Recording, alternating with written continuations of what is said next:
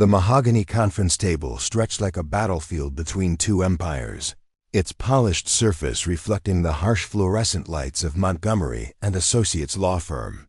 Rain hammered against the floor-to-ceiling windows of the 37th floor, each drop a percussion note in the symphony of Marcus Wellington's collapsing world. Before we jump back in, tell us where you're tuning in from, and if this story touches you, make sure you're subscribed because tomorrow, I've saved something extra special for you. He sat rigid in the leather chair, his tailored charcoal suit, feeling more like a straitjacket with each passing minute. The contract before him might as well have been written in his blood.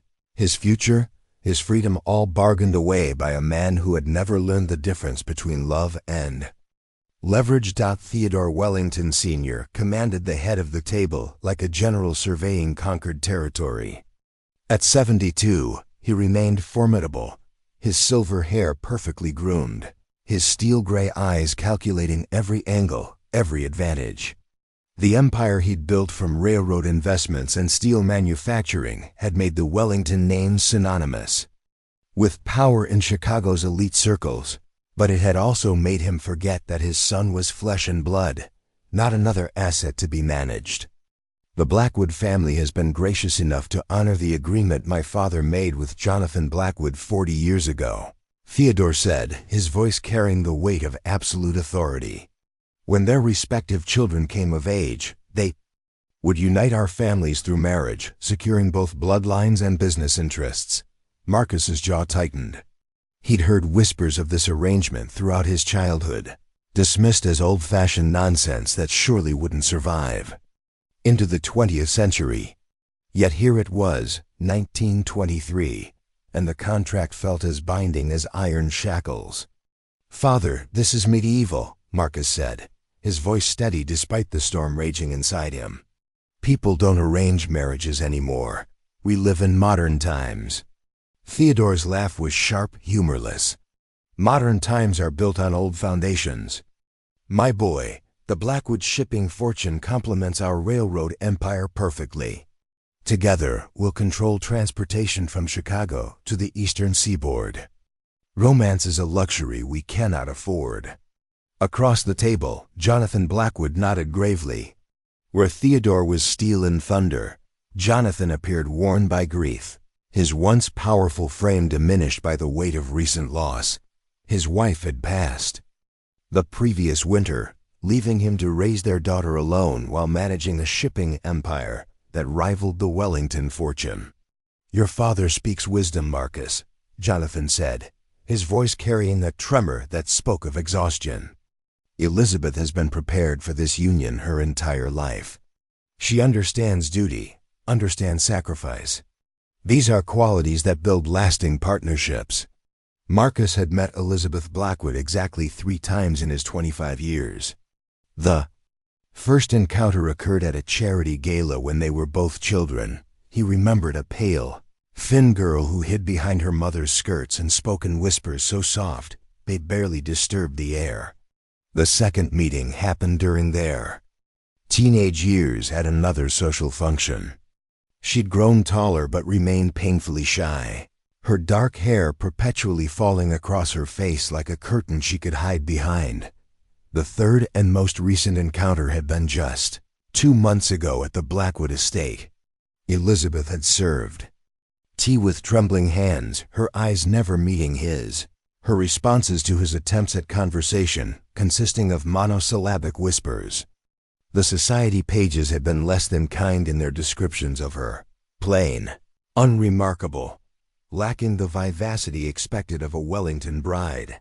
Some had been crueler still, though Marcus had tried not to let those words take root in his mind. "She's a good girl," Jonathan continued, seeming to read Marcus's thoughts. "Devoted to her charitable work, accomplished in languages and literature. She make a suitable wife for a man of your standing." Suitable. The word tasted bitter on Marcus's tongue. He thought of Victoria Ashford, the golden-haired socialite who had captured his heart over the past year. Victoria moved through ballrooms like sunlight itself, drawing admirers with her wit and beauty. They'd shared stolen kisses in garden alcoves, whispered promises of a future together, planned a life built on passion rather than profit margins. "And if I refuse?" Marcus asked, though he already knew the answer. Theodore's expression hardened. "Then you forfeit your inheritance, your position in the company, and your family name. You'll be cut off entirely, left to make your own way in the world with nothing but the clothes on your back." The silence that followed was deafening.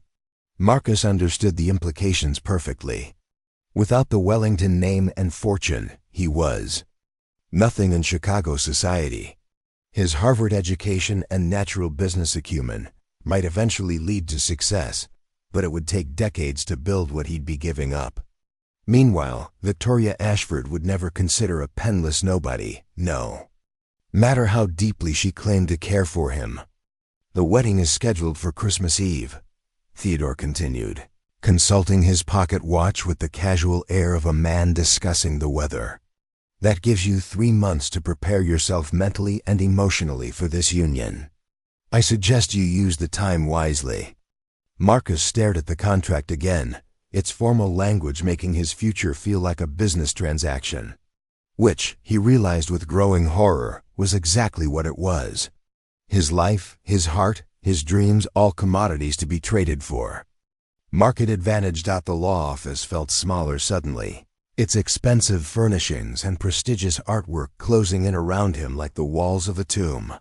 Through the rain-soaked windows, he could see the lights of Chicago stretching toward the horizon, each one representing lives being lived freely, choices being made by the people who would live with their consequences. "I need time to think," Marcus said finally. "Time for what?" Theodore snapped.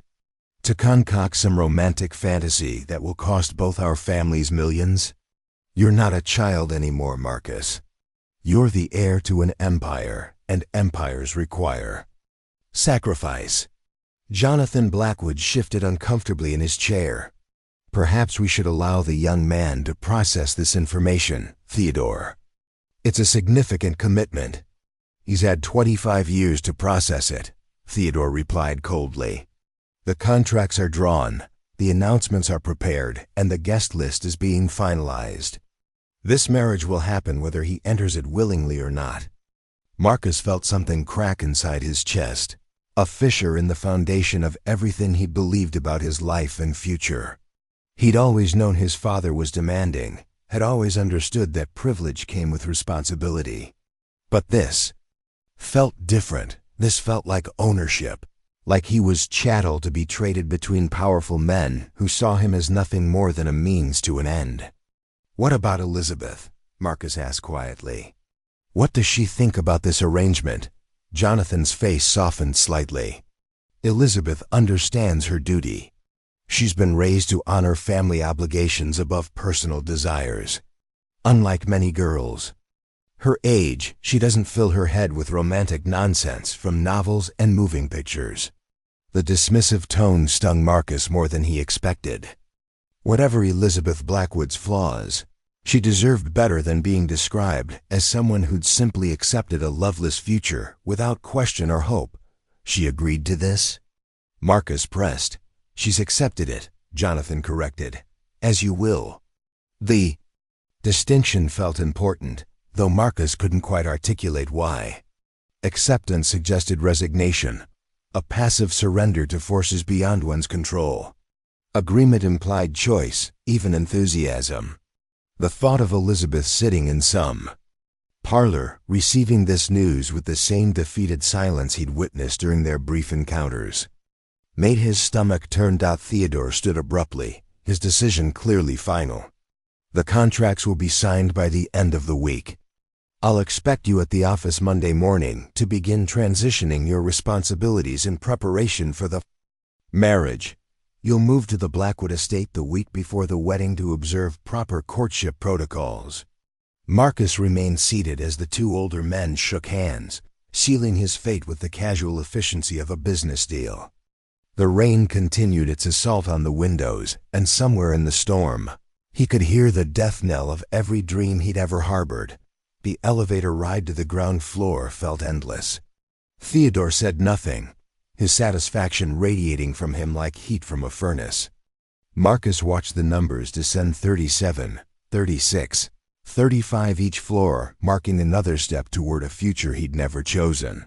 The lobby of Montgomery and associates buzzed with activity despite the late hour. Lawyers inexpensive. Suits hurried past with briefcases full of other people's fates, their conversations blending into a meaningless hum of legal jargon and billable hours. None of them looked up as the Wellingtons passed, too absorbed in their own pursuits of power and profit to notice another soul being bartered away. Outside, the storm had intensified. Chicago's streets gleamed with reflected light from gas lamps and electric signs, the modern city struggling to maintain its dignity against nature's assault. Theodore's driver waited with military precision beside their Packard sedan, umbrella at the ready. "You'll thank me for this someday," Theodore said as they settled into the leather seats.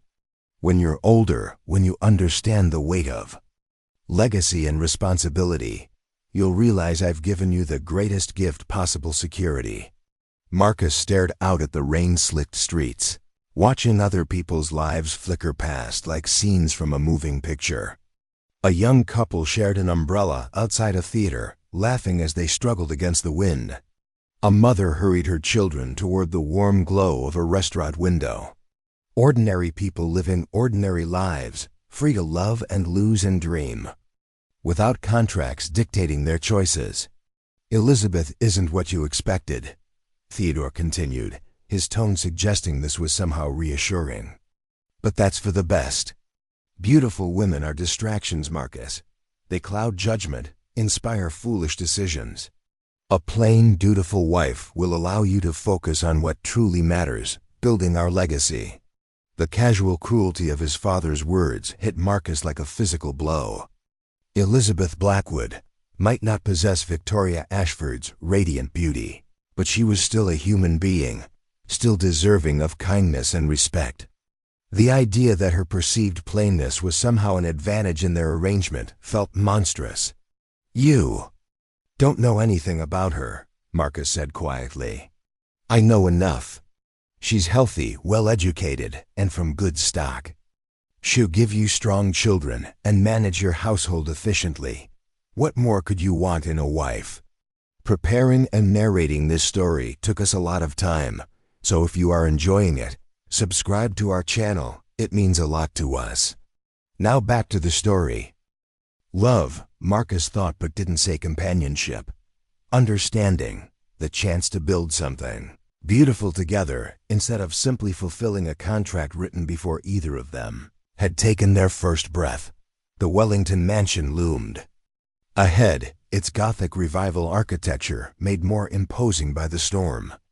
Gargoyles perched on the corners seemed to leer down at Marcus with knowing eyes, as if they understood his predicament all too well. The house had been in his family for 3 generations, each room filled with portraits of ancestors who'd probably made similar sacrifices for the family name. Inside, the warmth felt oppressive rather than welcoming. Persian rugs muffled their footsteps as they crossed the marble foyer, past oil paintings of long-dead Wellingtons who stared down with expressions of stern disapproval. The grandfather clock in the hallway chimed 10 times, each note echoing through the house like a countdown to his execution.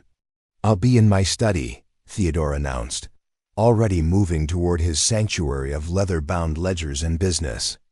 "Correspondence. I suggest you get some rest. You'll need your strength for the challenges ahead." Marcus climbed the grand staircase slowly, his hand trailing along the mahogany banister worn smooth by generations of Wellington hands. His bedroom felt foreign somehow, as if he were seeing it through the eyes of a stranger.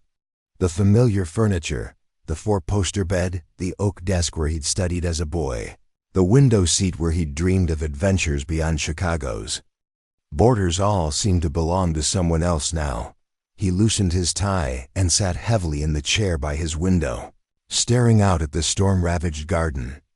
Lightning illuminated the skeletal branches of oak trees, their shadows dancing across the lawn like ghostly figures caught in some eternal dance of despair. 3 months.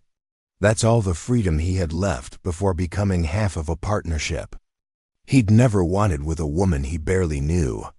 The weight of it settled on his shoulders like a physical burden, pressing down until each breath required conscious effort. Somewhere across the city, Elizabeth Blackwood was probably sitting in her own room, contemplating the same impossible future. Did she dream of escape? Did she harbor secret hopes for love and happiness that would be crushed by their impending union? Or had she truly accepted this arrangement with the resigned grace her father described?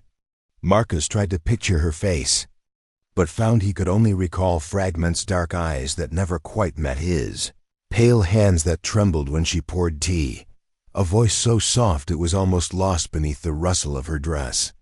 She'd seemed fragile, like something that might break if handled roughly. The thought of binding such a delicate creature to a life she'd never chosen felt like another layer of cruelty in an already cruel arrangement. The storm began to subside as midnight approached, its fury spent against the unyielding city.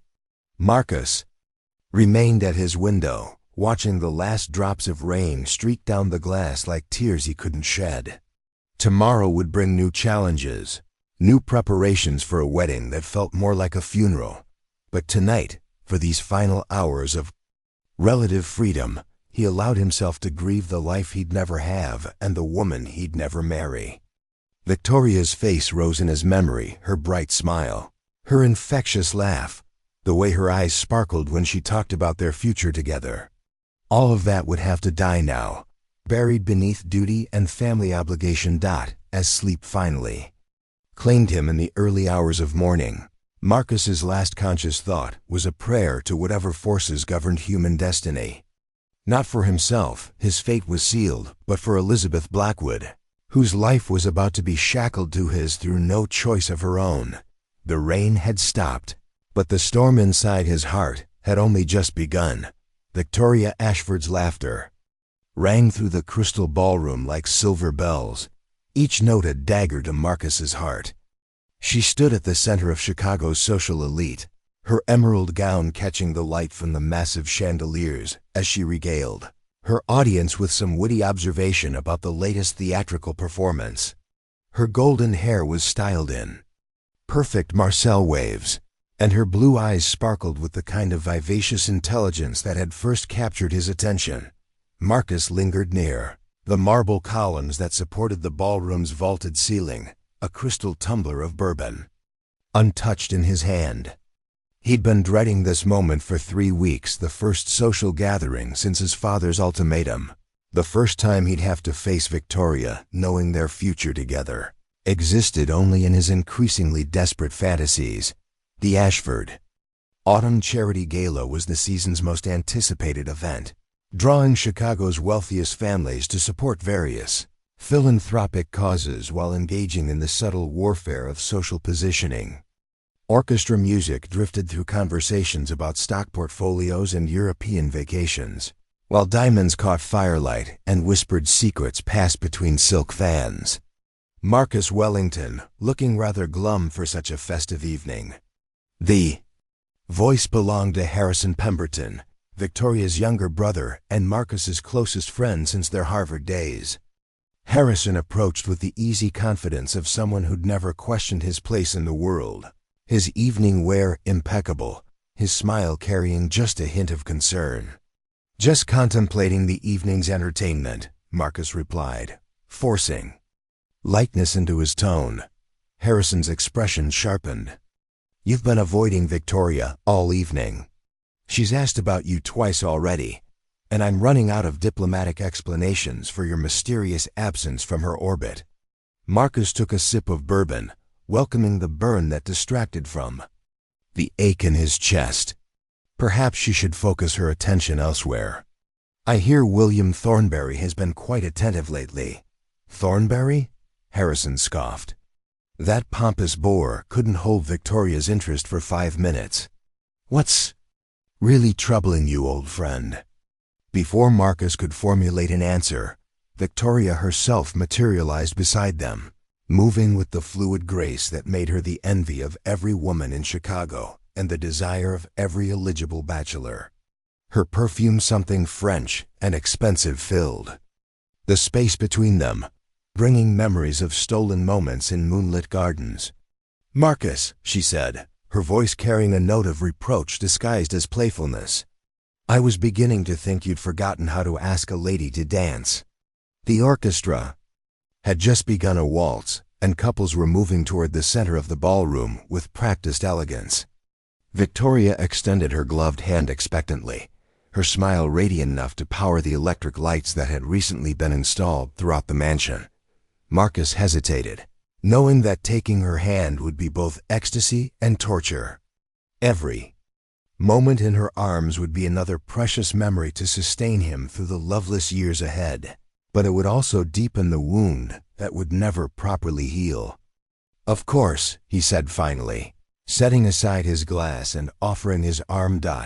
The waltz drew them together in the intimate embrace that proper society barely tolerated, her hand light on his shoulder, his palm resting at the small of her back. They moved together with the synchronization of longtime partners, their steps perfectly matched despite the turmoil in Marcus's heart. "You've been distant lately," Victoria murmured as they swept across the polished floor. "I've hardly seen you since the Weatherby reception. And when I do catch glimpses of you, you look as though you're attending a funeral rather than a social gathering." Her observation was more accurate than she realized. Marcus was mourning grieving. The death of dreams, the burial of hope, the slow strangulation of every plan they'd whispered to each other during clandestine meetings. "Business has been demanding," he said, the lie bitter on his tongue. "Father has been involving me more deeply in company affairs."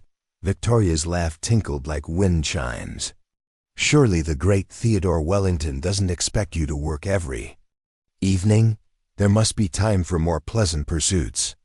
The music swirled around them, and Marcus allowed himself to memorize every detail of this moment, the warmth of her hand in his, the way her eyes reflected the chandelier light, the subtle movement of her lips as she spoke. Soon, these memories would be all he had left of happiness. "Victoria," he began, then stopped, the words catching in his throat like thorns. "Yes?"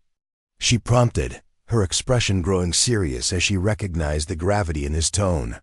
Marcus opened his mouth to tell her everything about the contract, about Elizabeth Blackwood, about the impossible choice between love and financial survival. But the words refused to come. How could he explain that their entire relationship had been built on a foundation of sand? That every promise he'd made, every dream they'd shared, had been nothing more than the fantasies of a man who'd forgotten. He was never truly free. "Nothing," he said finally. "Just, you look beautiful tonight." Victoria's smile returned, though something flickered in her eyes, a shadow of confusion, perhaps even hurt. "You're being mysterious, Marcus Wellington. It doesn't suit you." The waltz ended, and they separated with the formal politeness required by social convention. Marcus bowed, Victoria curtsied, and they returned to the edges of the dance floor where Harrison waited with barely concealed curiosity. "Enlightening conversation?" Harrison asked as Victoria was immediately claimed by another partner, Thomas Aldrich, whose family's banking fortune made him a perpetual presence at such gatherings. Marcus watched Victoria glide away in Thomas's arms, her laughter floating back to them like an echo of everything he was losing. "Quite," he said simply. The evening stretched on with excruciating slowness. Marcus endured conversations about railroad expansion with men who saw him as a future business partner, deflected questions about his romantic intentions from mothers with marriageable daughters, and struggled to maintain his composure as Victoria continued to shine like a beacon of everything beautiful and unattainable. Near midnight, as the gathering began to wind down, Victoria approached him once more. This time, however, her expression carried a seriousness that made his stomach clench with apprehension. "Walk with me," she said quietly. It wasn't a request. They made their way through the Ashford Mansion's corridors, past oil paintings of stern ancestors and marble sculptures imported from European museums. Victoria led him to the conservatory, a glass-walled sanctuary filled with exotic plants and the sound of a small fountain trickling in the corner. Moonlight filtered through the glass ceiling, casting everything in silver and shadow. Victoria turned to face him, her beautiful features etched with concern and something that might have been fear. "There are rumors, Marcus," she said without preamble. "Whispers about your father and Jonathan Blackwood meeting with lawyers. About old agreements being honored." Marcus felt the blood drain from his face. Chicago's social circles thrived on gossip, and apparently, his father's plans hadn't remained as secret as Theodore had claimed. "Rumors are often just wishful thinking dressed up as fact," he said carefully. Victoria stepped closer, her eyes searching his face with the intensity of someone trying to solve a puzzle. "Margaret Caldwell mentioned seeing you at Montgomery & Associates 3 weeks ago. She said you looked like you'd seen a ghost." The name hit Marcus like a physical blow. Margaret Caldwell was one of Chicago's most notorious gossips, a woman who collected secrets like other people collected stamps. If she'd seen him at the law office, the information had undoubtedly spread through the social networks like wildfire. "Margaret Caldwell sees conspiracies in her morning coffee," Marcus sighed, but his voice lacked conviction. "And Helen Morrison claims her seamstress has been commissioned to create a wedding dress. A very specific wedding dress, ordered by the Blackwood household for a Christmas Eve ceremony." Victoria's words hung in the air between them like an accusation. Marcus felt trapped, cornered by the relentless efficiency of upper-class information networks. In Chicago's elite circles, secrets had the lifespan of mayflies. "Victoria," he began, "is it true?" She interrupted, her voice barely above a whisper. "Are you engaged to Elizabeth Blackwood?" The question hung between them like a blade suspended by the thinnest of threads. Marcus looked at Victoria's face, the face he'd kissed in hidden alcoves, the eyes that had sparkled with shared dreams, the lips that had whispered promises of eternal devotion, and felt his heart shatter into pieces too small to ever reassemble. "Yes," he said simply. Victoria staggered backward as if he'd struck her, her hand reaching out to steady herself against a marble planter filled with orchids. The color drained from her cheeks, leaving her looking pale and fragile in the moonlight. "When?" she asked, her voice hollow. "Christmas Eve. When were you planning to tell me?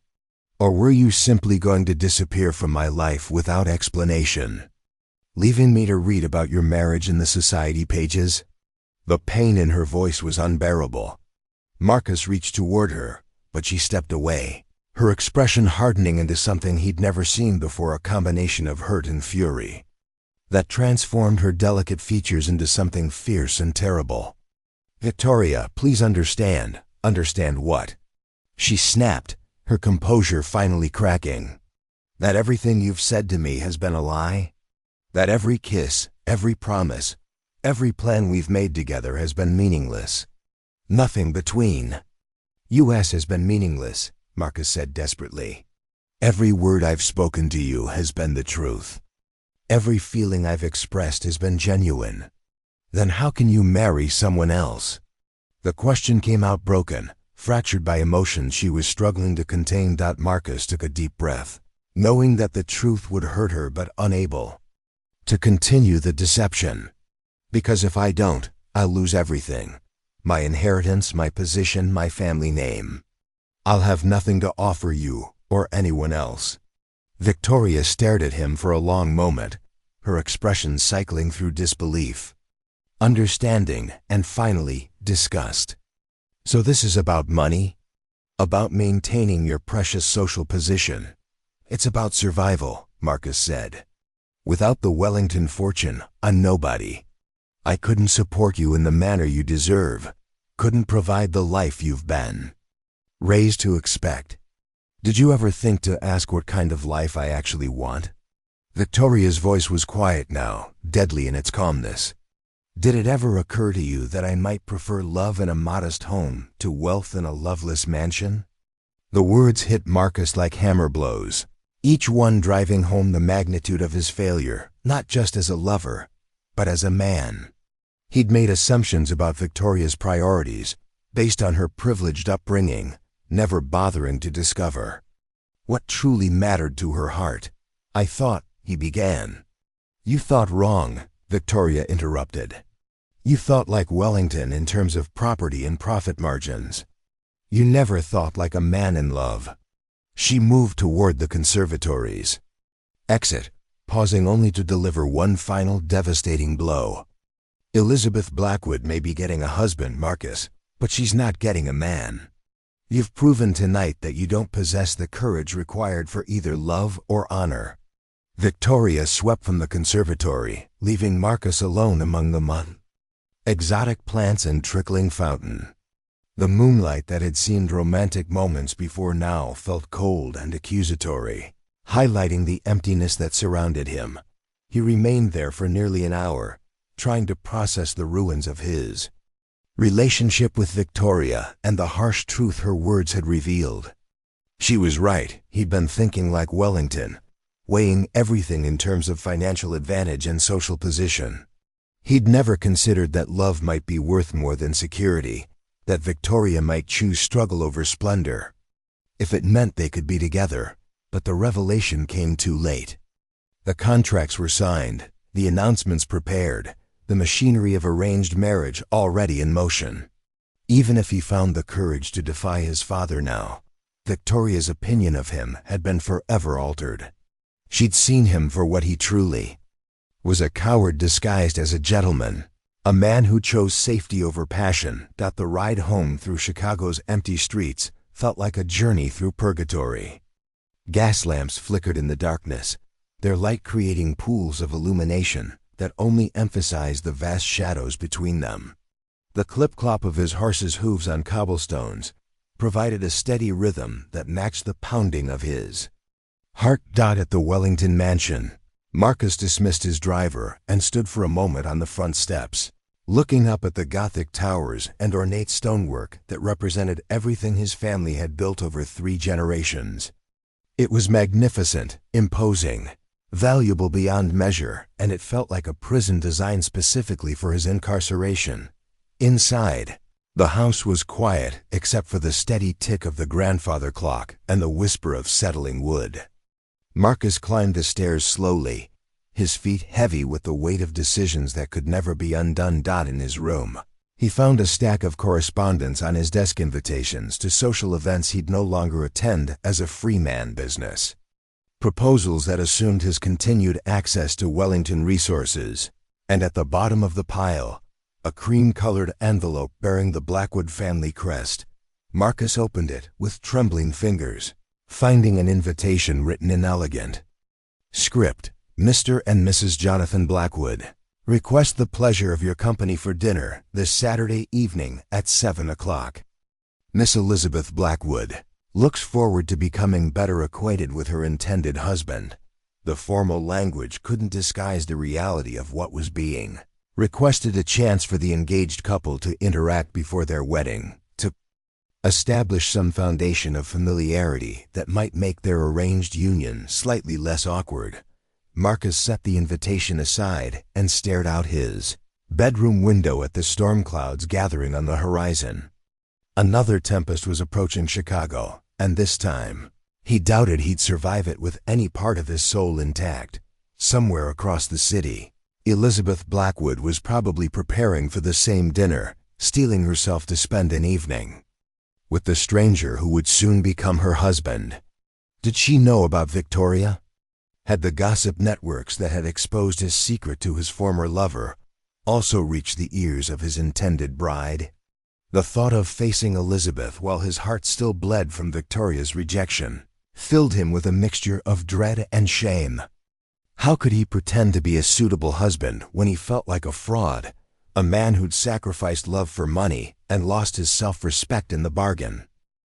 As dawn approached, Marcus finally fell into a restless sleep, his dreams haunted by images of golden hair and emerald gowns fading into shadow, replaced by whispered voices and trembling hands pouring tea in rooms that felt more like tombs than homes. The morning would bring new challenges, new pretenses to maintain, and the inexorable march toward a Christmas Eve that would seal his fate forever. But for now, in the gray space between sleeping and waking, he allowed himself to grieve not just for his lost love, but for the man he might have been if courage had proven stronger than comfort. The Blackwood estate sprawled across 20 acres of Chicago's most exclusive district, its red brick facade and ivy-covered walls speaking of old money and older traditions. Unlike the Wellington mansion's Gothic grandeur, the Blackwood home whispered rather than shouted its wealth, with understated elegance that suggested confidence and bloodlines stretching back to colonial shipping fortunes. Marcus approached the front entrance on foot, having dismissed his carriage at the iron gates. The walk up the curved driveway gave him precious minutes to compose himself, though his reflection in the estate's tall windows showed a man struggling to maintain dignity while drowning in circumstances beyond his control. The October evening carried the first real bite of approaching winter, and bare tree branches scratched against each other in the wind like skeletal fingers. Gas lamps flickered along the pathway, casting dancing shadows that seemed to mock his carefully rehearsed expressions of polite interest. James Whitmore, the Blackwood butler, answered the door with the practiced efficiency of a man who had served the family for 3 decades. His silver hair was perfectly groomed, his black uniform immaculate, and his expression carried the neutral professionalism that skilled servants wore like armor. "Good evening, Mr. Wellington," James said, taking Marcus's hat and overcoat. "Mr. Blackwood and Miss Elizabeth are waiting in the drawing room." The interior of the Blackwood mansion revealed a different aesthetic than Marcus had expected. Where his family's home celebrated wealth through imposing grandeur, the Blackwood residence embraced comfort and warmth. Persian rugs in deep burgundy and gold covered polished hardwood floors, while oil paintings depicted serene landscapes rather than stern ancestors. Fresh flowers filled crystal vases on mahogany tables, and the scent of jasmine and vanilla hung in the air like a gentle benediction.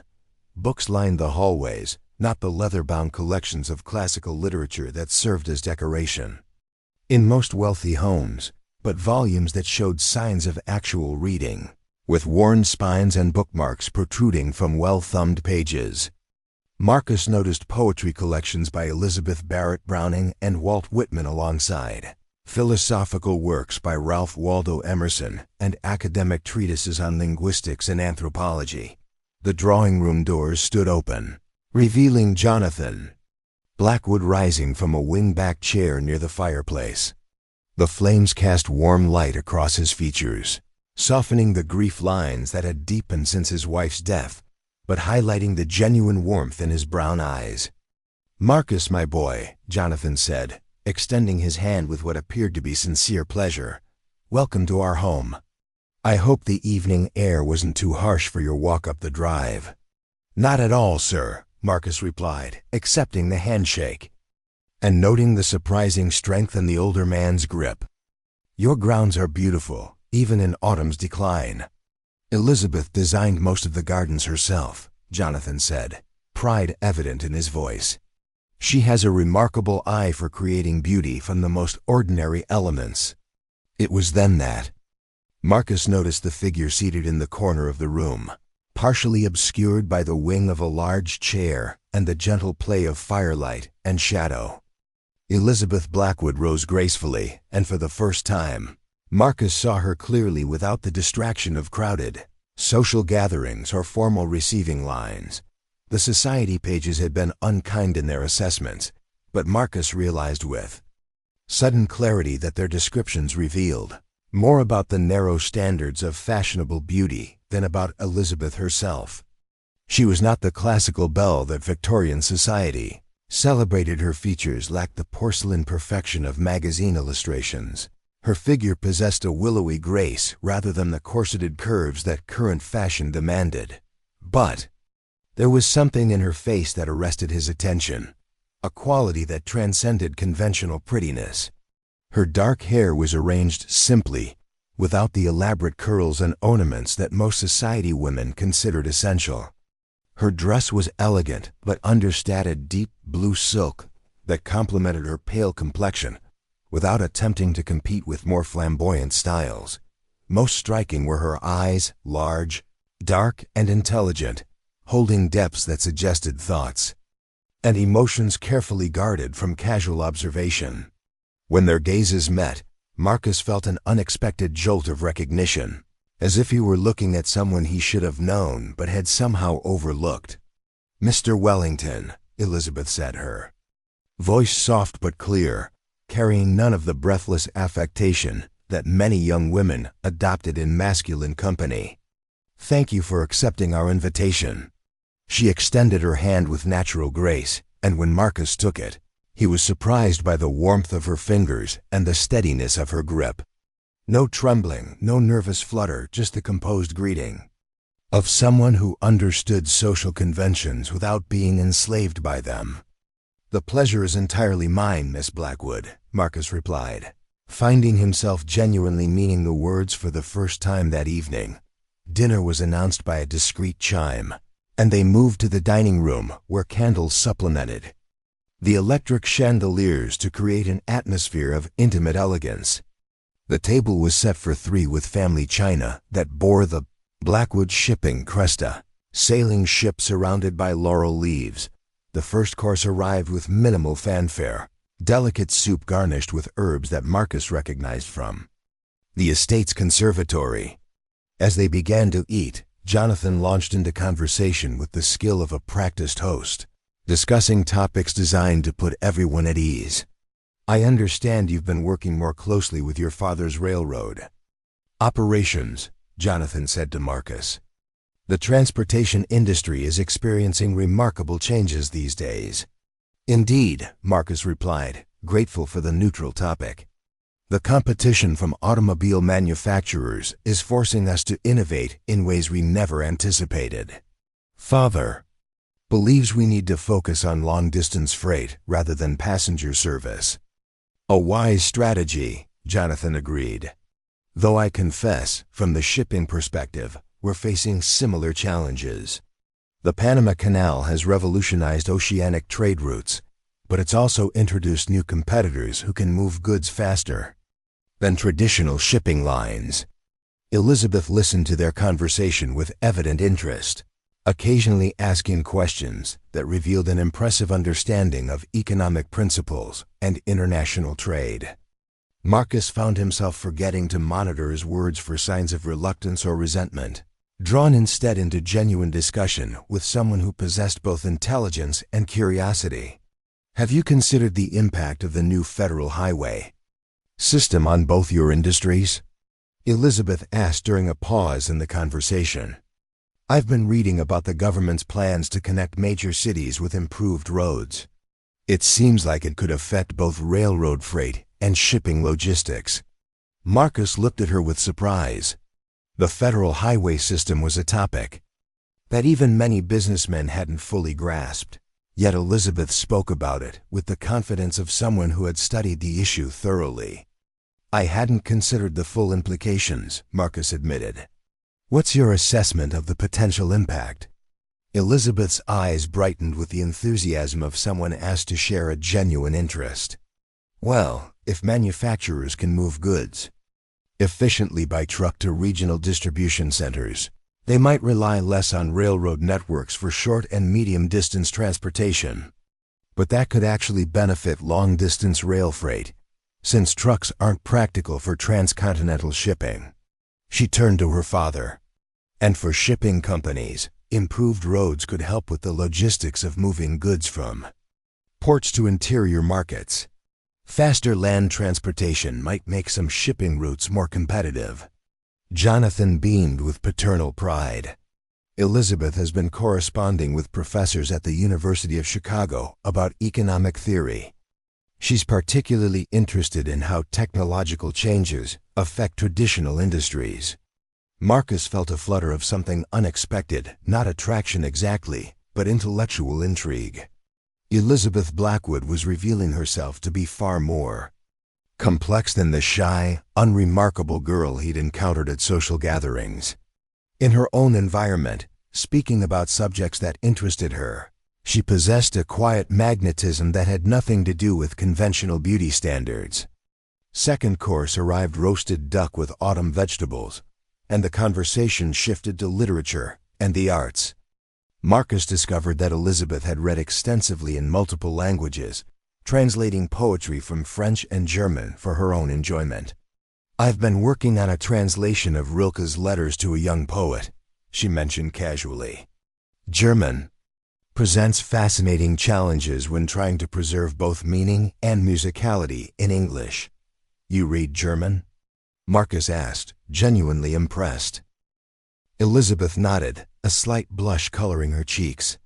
"And French, Italian, and some Latin. Languages have always fascinated me, the way different cultures express similar emotions through completely different linguistic structures." "Elizabeth is being modest," Jonathan interjected. "She's been tutoring the Pemberton children in French conversation, and young Catherine Weatherby has been coming here twice a week for German lessons." Marcus filed away the information that Elizabeth had been teaching the Pemberton children, Harrison's younger siblings. It suggested a generosity of spirit that extended beyond her own family circle, a willingness to share her knowledge with others. As dinner progressed, Marcus found himself genuinely engaged in conversation for the first time in weeks. Elizabeth possessed opinions on everything from municipal politics to modern art, expressing her thoughts with quiet conviction rather than the empty chatter that characterized most society discourse. "I attended a lecture at the Art Institute last month about the new Impressionist movement," she said during dessert. "The speaker argued that artists like Monet and Renoir are capturing something more truthful about human perception than traditional realistic painting." "How so?" Marcus asked, leaning forward with genuine interest. "Well," Elizabeth said, her eyes growing animated, "they're painting how we actually see things, with light constantly changing, colors blending and shifting, details that become clear only when we focus on them specifically. Traditional portraits and landscapes present a kind of artificial clarity that doesn't match actual human vision." She paused, seeming to realize she'd been speaking with unusual passion. "I suppose it's a rather unconventional opinion." "It's a thoughtful opinion," Marcus corrected. "I confess I'd never considered art from that perspective." "Elizabeth has quite an art collection in her private study," Jonathan said. "Perhaps you'd like to see it after dinner?" Marcus agreed, and when the meal concluded, Elizabeth led him through the mansion's corridors to a room he hadn't seen during his previous visits. Her study was a revelation, walls lined with bookshelves, interspersed with carefully chosen paintings and sketches. But unlike the formal art collections that most wealthy families displayed, Elizabeth's choices revealed personal taste rather than social status. Watercolor landscapes captured moments of natural beauty rather than grand vistas. Portrait sketches focused on character and emotion rather than flattering idealization. A small oil painting showed children playing in a city park, their faces bright with laughter and movement. "These are extraordinary," Marcus said, studying a charcoal drawing of an elderly woman's hands. "Who are the artists?" "Various people," Elizabeth replied, moving to stand beside him. "Some are students from the Art Institute who needed patronage. Others are local artists who capture scenes that speak to me personally." Marcus noticed that several pieces were signed simply E.B. and realized that Elizabeth herself was the artist. The sketches showed remarkable skill, not the decorative accomplishments that young ladies were expected to develop, but genuine artistic talent. "You created these?" he asked, gesturing toward the signed pieces. Elizabeth nodded, her expression suddenly shy. "It's just a hobby, nothing serious." Marcus examined the drawings more carefully, noting the confident lines and careful attention to emotional detail. One sketch showed a young woman reading by a window, sunlight illuminating her face with an expression of complete absorption. Another captured a street vendor selling flowers, his weathered features telling a story of hard work and quiet dignity. "These are remarkable," Marcus said sincerely. You have a gift for capturing the essence of your subjects. Elizabeth's face brightened with surprised pleasure. Do you really think so?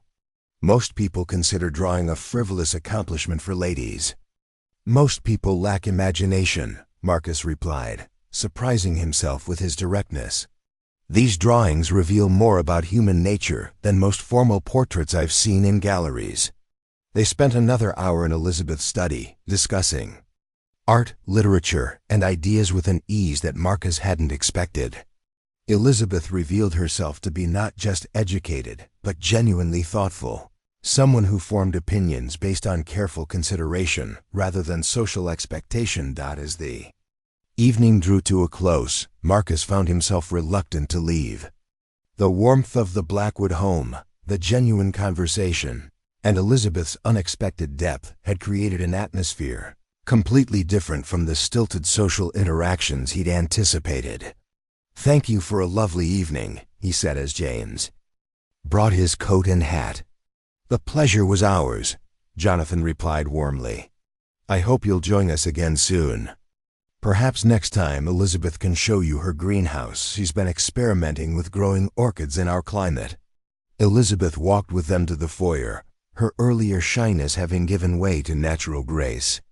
"I enjoyed our conversation about art and literature," she said to Marcus. "It's rare to find someone willing to discuss ideas seriously." As Marcus walked back down the curved driveway, he carried with him a completely different impression of his intended bride. Elizabeth Blackwood was not the timid, unremarkable girl that society had dismissed.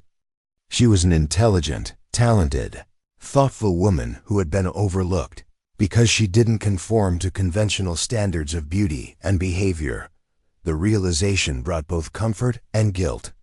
Comfort because their marriage might not be the disaster he'd imagined, but guilt because he was still mourning his lost relationship with Victoria while discovering Elizabeth's unexpected qualities. The October wind had intensified during dinner, and fallen leaves swirled around his feet as he made his way home through Chicago's quiet streets. For the first time since his father's ultimatum, Marcus felt a glimmer of something that might, eventually, become hope.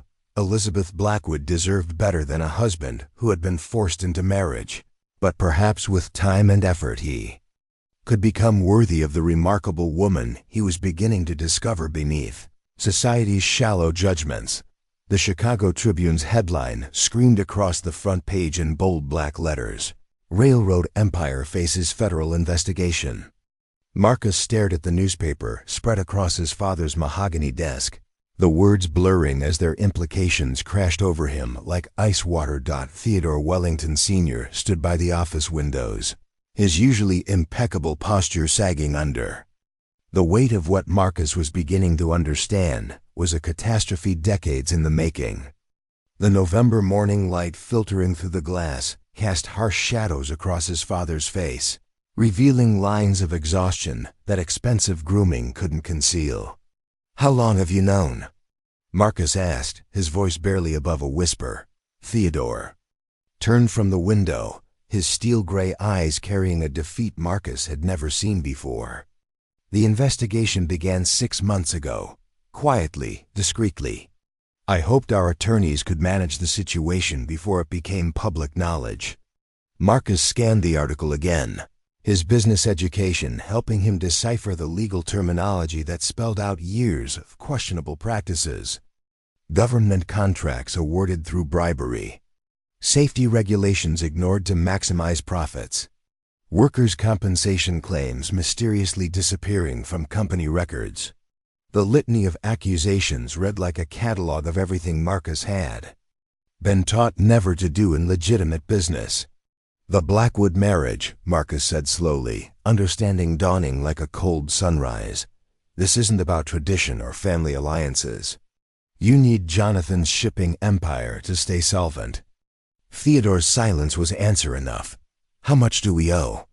Marcus demanded. "Between the fines, legal fees, and restitution payments, approximately $4 million. The number hit Marcus like a physical blow. $4 million represented more than the entire Wellington Railroad operation was worth. Without the merger with Blackwood Shipping, his family faced complete financial ruin. And if the marriage doesn't happen? Theodore's laugh was bitter, hollow. Then we lose everything. The house, the business, our social standing. We'll be fortunate. To avoid criminal prosecution, Marcus sank into one of the leather chairs facing his father's desk, the weight of their situation settling on his shoulders like lead. Every assumption he'd made about his arranged marriage had been wrong. This wasn't about his father's old-fashioned ideas about duty and bloodlines. This was about survival, pure and simple. "Does Jonathan know?" Marcus asked. "He knows we're facing difficulties. He doesn't know the full extent of our troubles. And Elizabeth?" Theodore shrugged, the gesture carrying a callousness that made Marcus's stomach turn. "What she knows or doesn't know is irrelevant. The marriage contract includes provisions that will merge our transportation assets under the Blackwood name. Once you're married, their fortune becomes accessible to cover our debts." The revelation transformed everything Marcus thought he understood about his situation. He wasn't just being forced into an unwanted marriage, he was being used as bait in an elaborate financial trap. Elizabeth Blackwood, the woman he'd begun to respect and even appreciate, was about to become the unwitting victim of his family's desperate scheme. "She deserves to know the truth," Marcus said. Theodore's expression hardened. "She deserves nothing except the privilege of marrying into one of Chicago's oldest families. Her father gets the prestige of the Wellington name, and we get access to shipping fortune. Everyone benefits. Everyone except Elizabeth and me. You'll learn to appreciate the arrangement," Theodore said dismissively. "Once the financial pressures are resolved, you'll have the freedom to pursue whatever interests you choose. Discrete interests, naturally." The implication was clear. Theodore expected Marcus to maintain the marriage for appearances while seeking emotional fulfillment elsewhere. It was a common enough arrangement among Chicago's elite, but the thought of deceiving Elizabeth in such a fundamental way made Marcus feel physically ill. The office door opened without a knock, and Theodore's secretary, Mrs. Patterson, entered with the flustered expression of someone bearing urgent news. She was an efficient woman in her 50s who had managed Theodore's correspondence for 15 years. But today her usual composure was cracked. "Mr. Wellington," she said breathlessly, "there's a gentleman here to see you. He doesn't have an appointment, but he says it concerns the federal investigation." Theodore frowned. "What's his name?" "He wouldn't say, sir. But he's quite insistent. And he seems to know details about your business that aren't public knowledge." Father and son exchanged glances laden with apprehension. Theodore nodded curtly. "Send him in." The man who entered the office carried himself with the quiet authority of someone accustomed to being taken seriously without needing to announce his importance. He was perhaps 40 years old, with prematurely gray hair and intelligent brown eyes that seemed to catalog every detail of his surroundings. His clothing was expensive but understated, the kind of attire that suggested success without ostentation. "Mr. Wellington," the stranger said, extending his hand to Theodore. "My name is Daniel Pierce. I believe we have mutual interests to discuss." Theodore accepted the handshake warily. "If you're a reporter, Mr. Pierce, I have no comment about the Tribune article." Pierce smiled, the expression carrying no warmth. "I'm not a reporter. I'm a private investigator, and I've been retained to look into certain irregularities in federal railroad contracts." Marcus felt his blood turn to ice. A private investigator could only mean that someone with significant resources was digging deeper into the Wellington family's troubles, someone who wanted information that would never appear in newspaper headlines. "By whom?" Theodore demanded. "That's confidential," Pierce replied smoothly. "But I can tell you that my client has a vested interest in the outcome of your current legal difficulties." Pierce moved to one of the chairs facing Theodore's desk and sat without invitation, his casual presumption of welcome somehow more intimidating than any threat. He opened a leather portfolio and withdrew a sheaf of documents.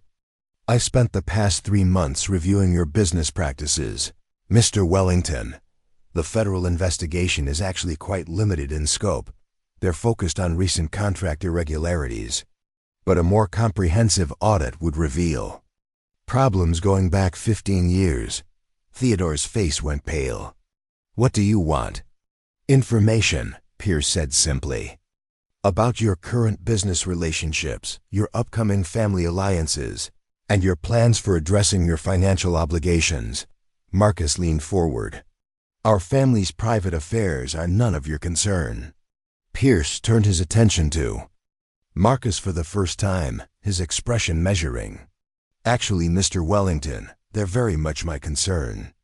My client has significant business interests that could be affected by the Wellington family's financial collapse." "Then perhaps your client should have considered that before we reached this point," Theodore said coldly. Pierce's smile widened. "Oh, but my client did consider it. In fact, my client has been anticipating this situation for quite some time." The investigator consulted his documents again. "For instance, the irregularities in the Ohio Valley shipping contracts that first triggered the federal investigation? Those were brought to the government's attention by someone with detailed knowledge of your accounting practices." Marcus felt the floor seem to shift beneath his feet. Someone had deliberately exposed his family's illegal activities, someone who understood their business operations intimately enough to know exactly which threads to pull. "You're suggesting someone orchestrated our current troubles?" Marcus asked. "I'm not suggesting anything," Pierce replied. "I'm stating facts. The question is whether you're interested in learning who's been manipulating your family's fate, and why." Theodore leaned back in his chair, his expression cycling through anger, confusion, and growing alarm. "What are your terms?" Pierce closed his portfolio with deliberate slowness. "Complete honesty about your marriage arrangements with the Blackwood family, full financial disclosure regarding your debts and assets, and cooperation in my ongoing investigation of certain shipping industry practices, and in return, information about who's been pulling the strings behind your troubles, and possibly a way to avoid complete financial ruin." The office fell silent except for the tick of the grandfather clock in the corner and the distant sound of traffic on Michigan Avenue. Marcus studied Pierce's face, searching for clues about his true motives and the identity of his mysterious client. "How do we know you're not working for our competitors?" Marcus asked. Pierce reached into his jacket and withdrew a business card, sliding it across the desk. "Because my client's interests align with yours more than you might expect." Marcus picked up the card, which bore only Pierce's name and a telephone number. No company affiliation, no address, just the minimal information of someone who operated in the shadows of legitimate business. "I'll need time to consider your proposal," Theodore said finally. Pierce stood, gathering his documents with practiced efficiency. "Of course, but don't take too long. Events are moving quickly, and some opportunities have limited shelf lives." He paused at the office door. "One more thing, Mr. Wellington. Your intended bride possesses certain qualities that extend beyond her family's shipping fortune. You might find it worthwhile to discover what those qualities are before you make any irreversible decisions about your future." With that cryptic observation, Pierce left the office, his footsteps echoing down the corridor until they faded into silence. Marcus and his father sat in stunned quiet for several minutes, each processing the implications of their visitor's revelations. Everything they thought they understood about their situation had been called into question. "He knows about Elizabeth," Marcus said finally. Theodore nodded grimly. "He knows about everything. The question is what he plans to do with that knowledge." Marcus stood and walked to the windows, looking down at the busy street below where ordinary people went about their daily lives without the weight of family scandals and financial ruin pressing down on their shoulders. There's something else we need to consider, Marcus said. If Pierce is right, if someone has been orchestrating our troubles, then the marriage contract might not be the solution you think it is. What do you mean? Marcus turned to face his father. Think about it. If someone wanted to destroy both the Wellington and Blackwood families, what better way than to trick us into a marriage that would combine our assets just before revealing scandals that would destroy both fortunes?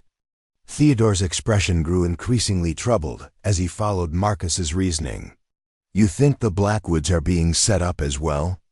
I think we're all being manipulated by someone with resources and patience enough to plan this campaign over years.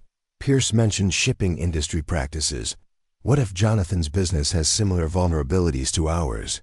The possibility hung between them like a sword suspended by the thinnest thread.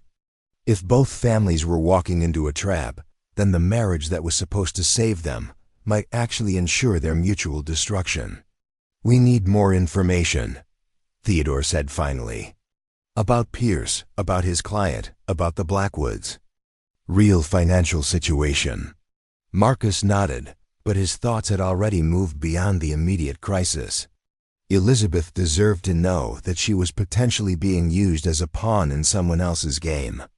Whatever feelings he still harbored for Victoria, whatever resentment he felt about his forced marriage, Elizabeth had done nothing to deserve being deceived about the true nature of their union.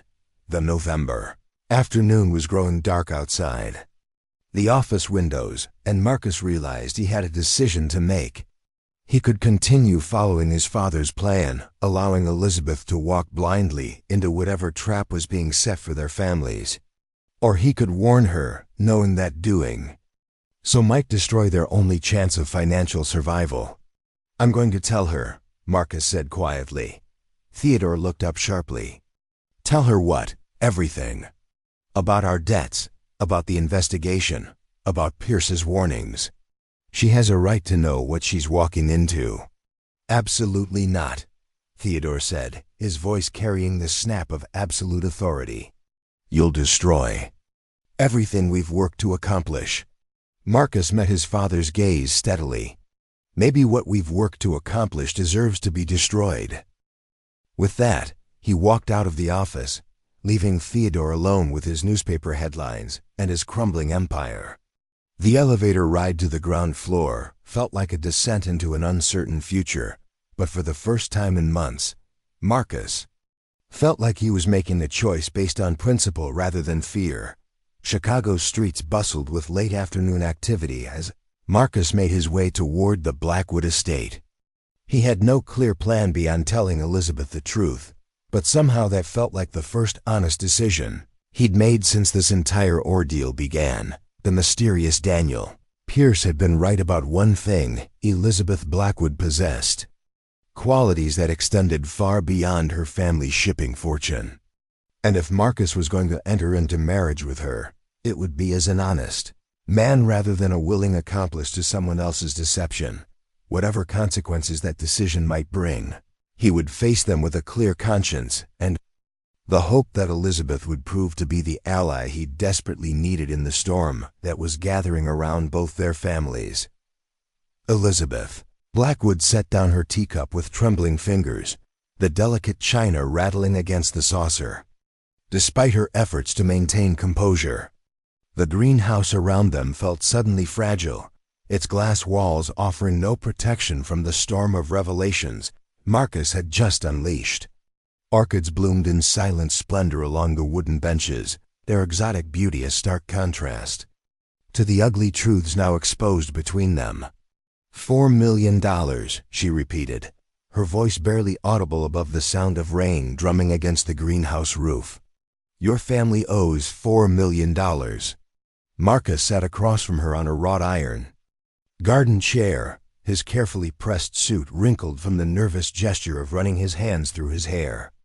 The afternoon light filtering through the glass cast everything in a greenish hue that made him look ill, though Elizabeth suspected his pallor had more to do with the weight of confession than the greenhouse's atmospheric effects.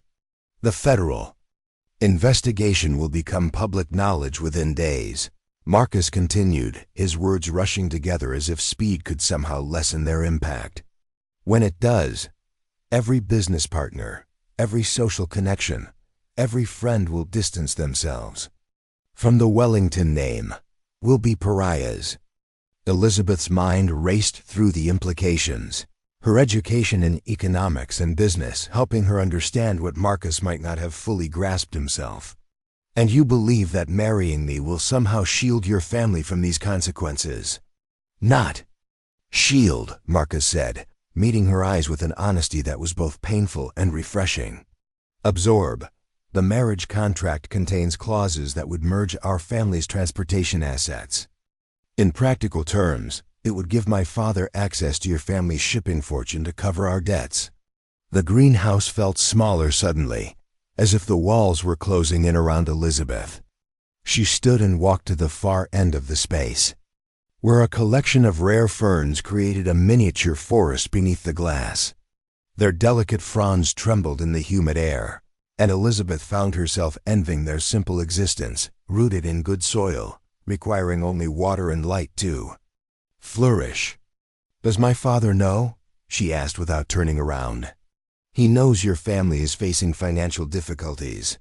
He doesn't know the extent of our troubles or the real purpose of our marriage contract. Elizabeth pressed her palm against the cool glass wall, watching the rain streak down its surface in rivulets that reminded her of tears. So I'm to be the sacrifice that saves both our families, whether I understand the stakes or not. That was the plan, Marcus said quietly, until I realized I couldn't go through with the deception.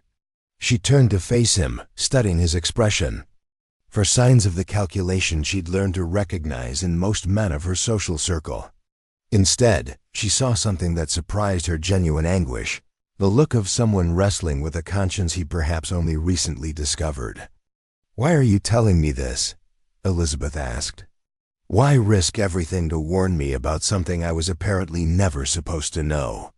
Marcus stood and approached her slowly, his movements careful, as if he were afraid she might flee like a startled bird. "Because you deserve better than being used as a pawn in someone else's game. Because you're intelligent and kind and talented, and you should have the right to make informed decisions about your future." Elizabeth felt something crack inside her chest, not breaking, but opening, like ice beginning to thaw after a long winter. Men had complimented her before, usually in the empty phrases that society demanded, but Marcus's words carried the weight of genuine observation rather than social obligation. "You also mentioned a private investigator," she said, focusing on the practical details to avoid examining the emotions his honesty had stirred. "Someone who suggested that both our families are being manipulated." Marcus nodded, relief evident in his features at her composed response. "Daniel Pierce. He claims to represent someone with intimate knowledge of our business practices, someone who may have orchestrated the federal investigation that exposed our troubles." Elizabeth moved to the greenhouse's central work table, where gardening tools lay arranged with the precision she brought to everything in her ordered life.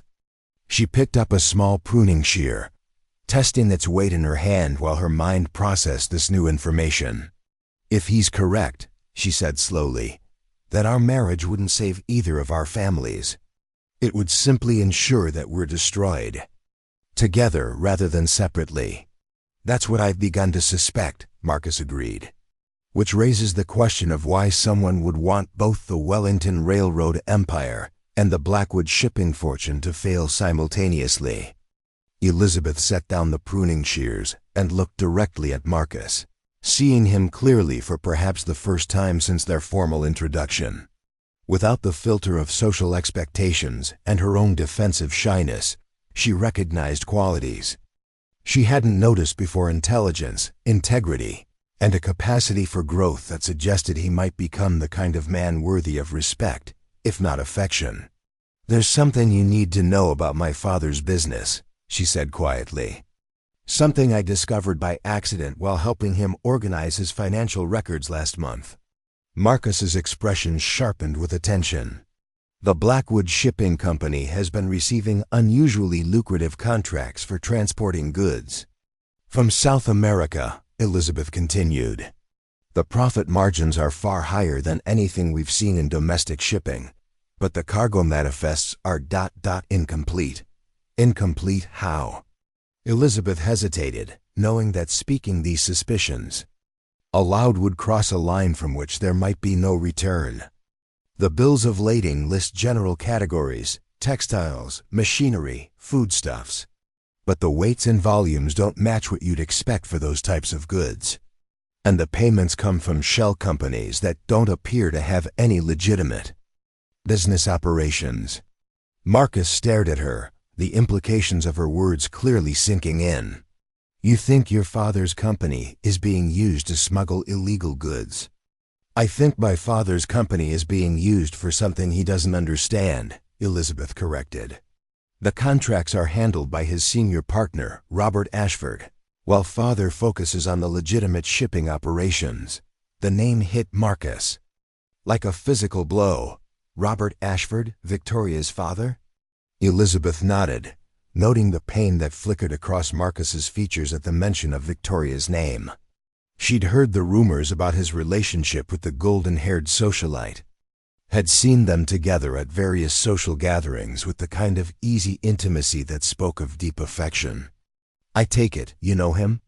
Elizabeth asked gently. Marcus ran his hand through his hair again, his carefully maintained composure finally beginning to crack. Robert Ashford has been my father's business rival for years. He's also the father of the woman I was planning to marry before this arrangement was finalized. The confession hung between them like a bridge Elizabeth wasn't sure she wanted to cross.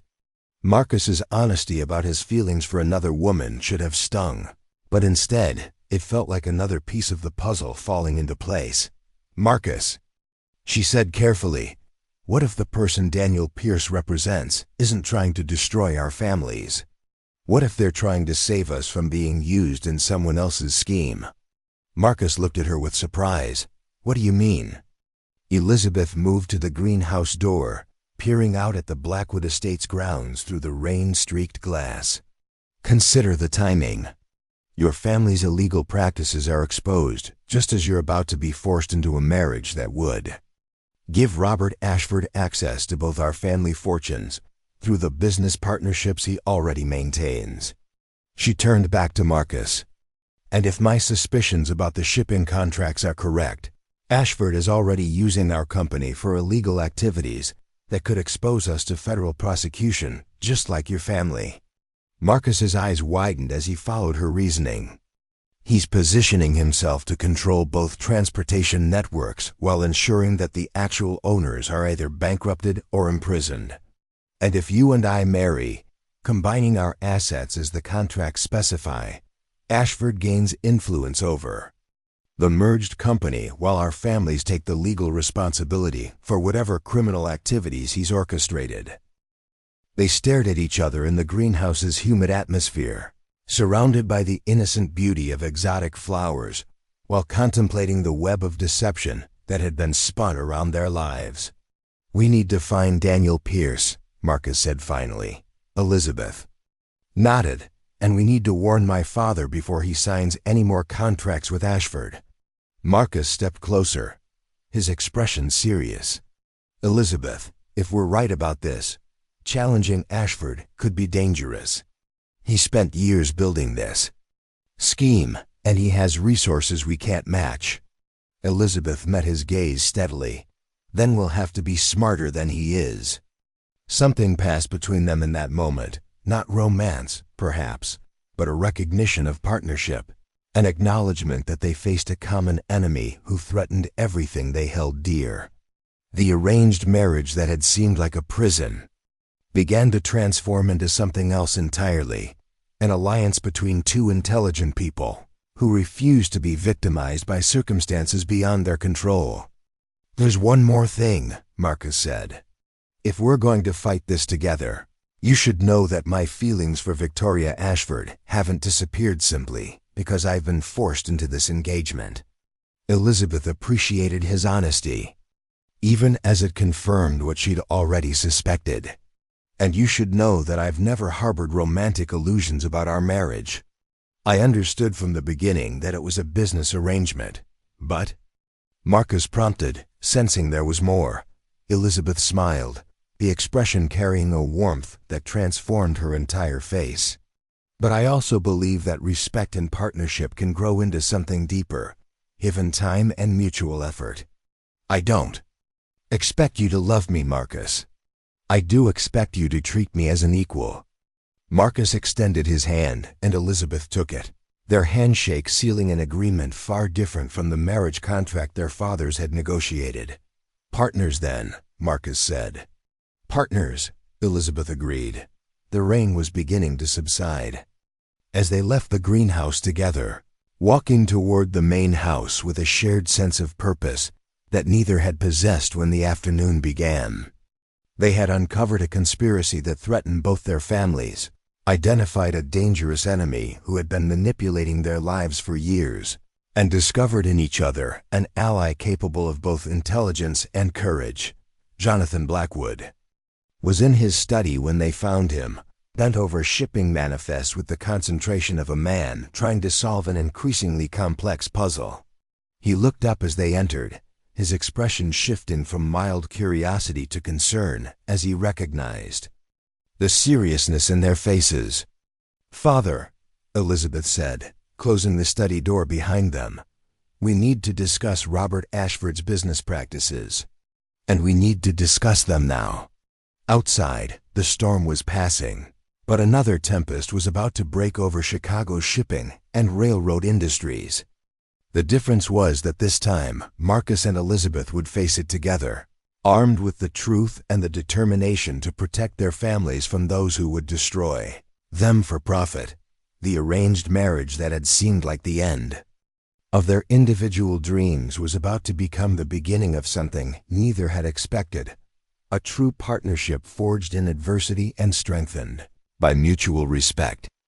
Elizabeth Blackwood was indeed proving to be the most beautiful soul alive, not despite her unconventional appearance, but because of the courage and intelligence that no amount of gold hair or blue eyes could match.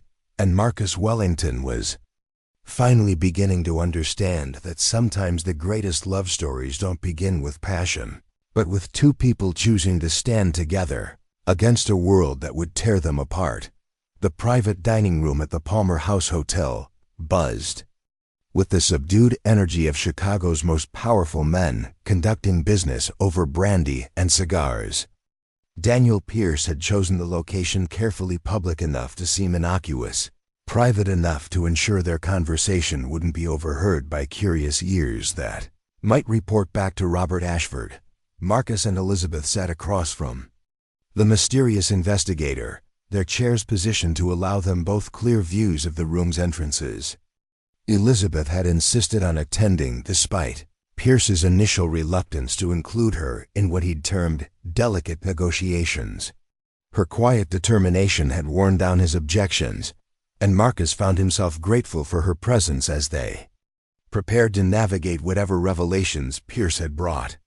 "My client's identity will become clear shortly," Pierce began, consulting a leather portfolio that seemed to contain enough documentation to fill a library. "But first, you need to understand the scope of Robert Ashford's operations and how long he's been planning this particular scheme." Pierce withdrew a photograph and slid it across the mahogany table. The image showed a younger Robert Ashford standing beside a man Marcus didn't recognize on the deck of what appeared to be a merchant vessel. Both men were the confident expressions of successful businessmen, but something in their posture suggested their success might not have been entirely legitimate. "This was taken in New Orleans 15 years ago," Pierce explained. "The man beside Ashford is Vincent Moreau, a shipping broker who specialized in circumventing federal import regulations. Moreau died in a warehouse fire 3 years later. Fire that destroyed evidence of several ongoing investigations into smuggling operations." Elizabeth leaned forward, studying the photograph with the analytical intensity she brought to all puzzles. "You're suggesting that Ashford has been involved in illegal shipping for over a decade?" Pierce nodded. Ashford built his fortune by creating legitimate shipping companies that could mask illegal cargo. He's perfected a system of shell corporations, bribed officials, and carefully orchestrated accidents that eliminate inconvenient witnesses. Marcus felt a chill that had nothing to do with the November weather outside the hotel windows. And now he's trying to expand his operations to include railroad transportation. Precisely. But he needed access to established railroad networks and shipping lines that already had federal contracts and regulatory approval. Simply buying into existing companies would attract attention from investigators who monitor foreign ownership of transportation infrastructure. Pierce retrieved another document from his portfolio, a complex chart that mapped business relationships between various companies. Marcus recognized several names, including his own family's railroad operation and the Blackwood Shipping Enterprise. Instead of purchasing transportation companies directly, Ashford began cultivating relationships with the children of transportation magnates. Pierce continued. His daughter Victoria was encouraged to pursue romantic attachments with heirs to railroad fortunes, while he simultaneously positioned himself as a business partner to shipping companies like your father's, Miss Blackwood. Elizabeth's expression hardened as the full implications became clear.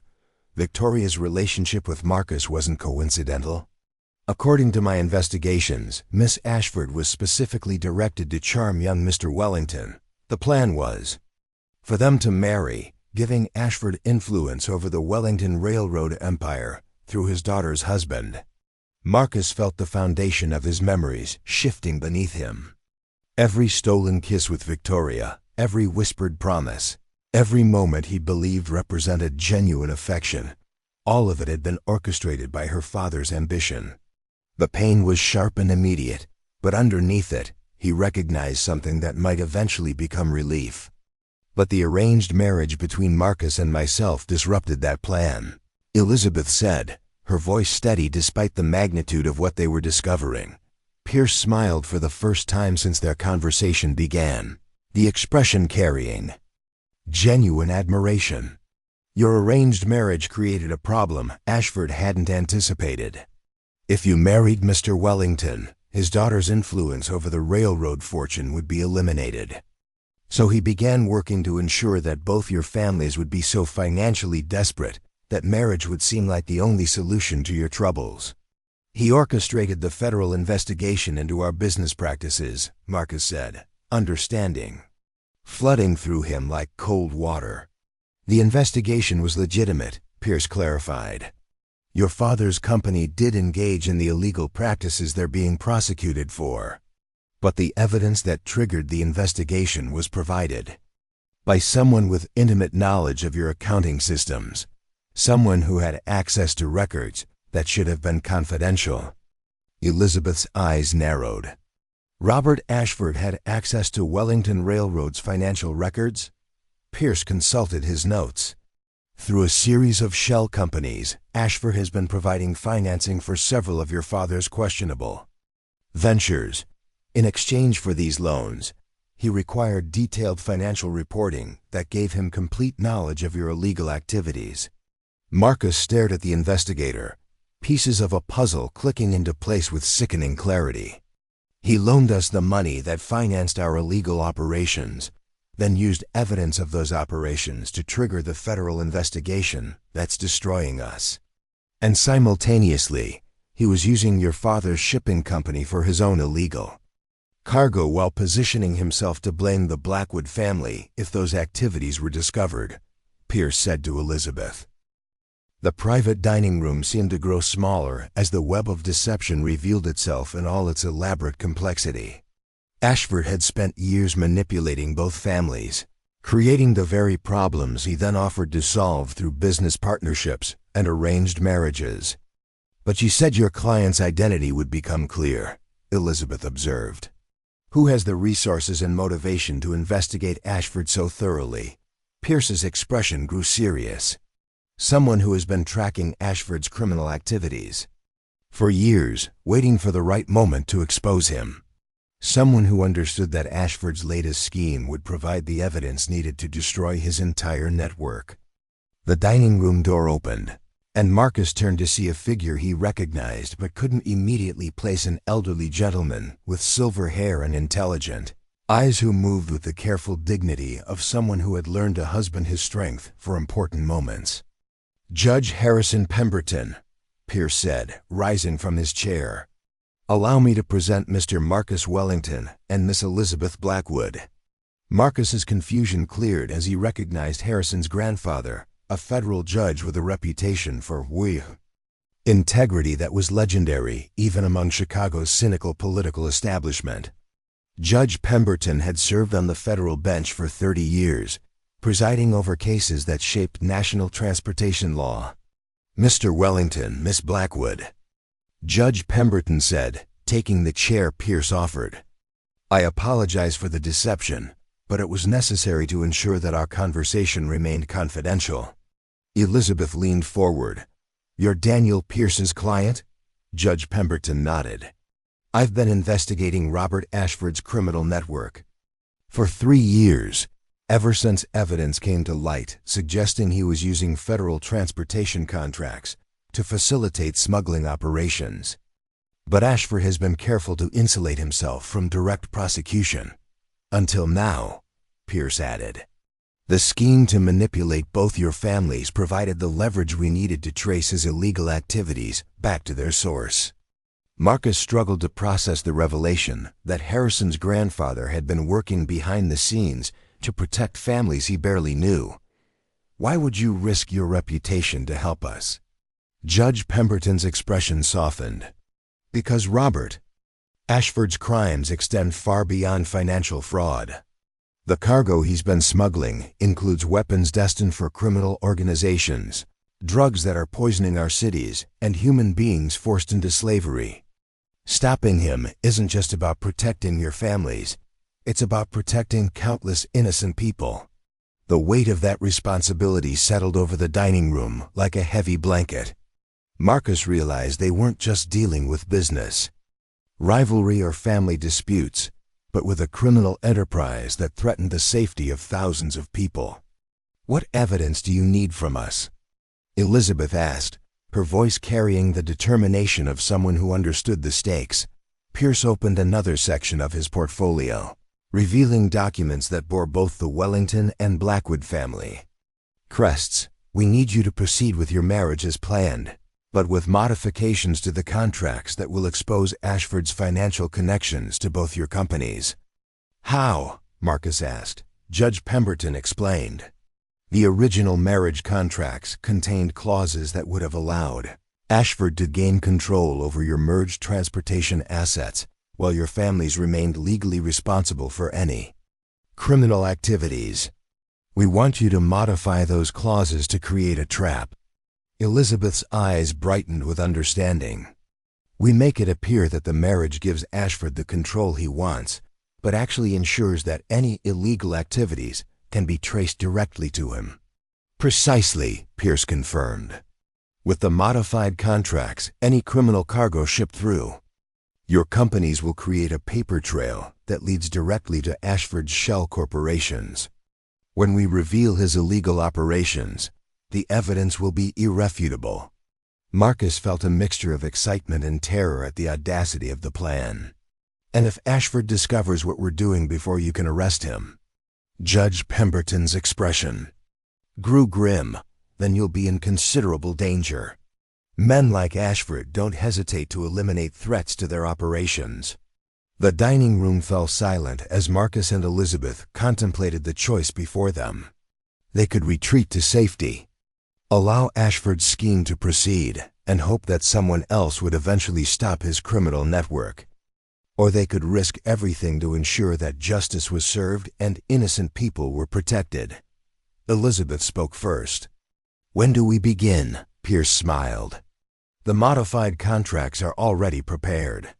Judge Pemberton's legal clerks have crafted language that appears to give Ashford what he wants while actually creating the evidence trail we need."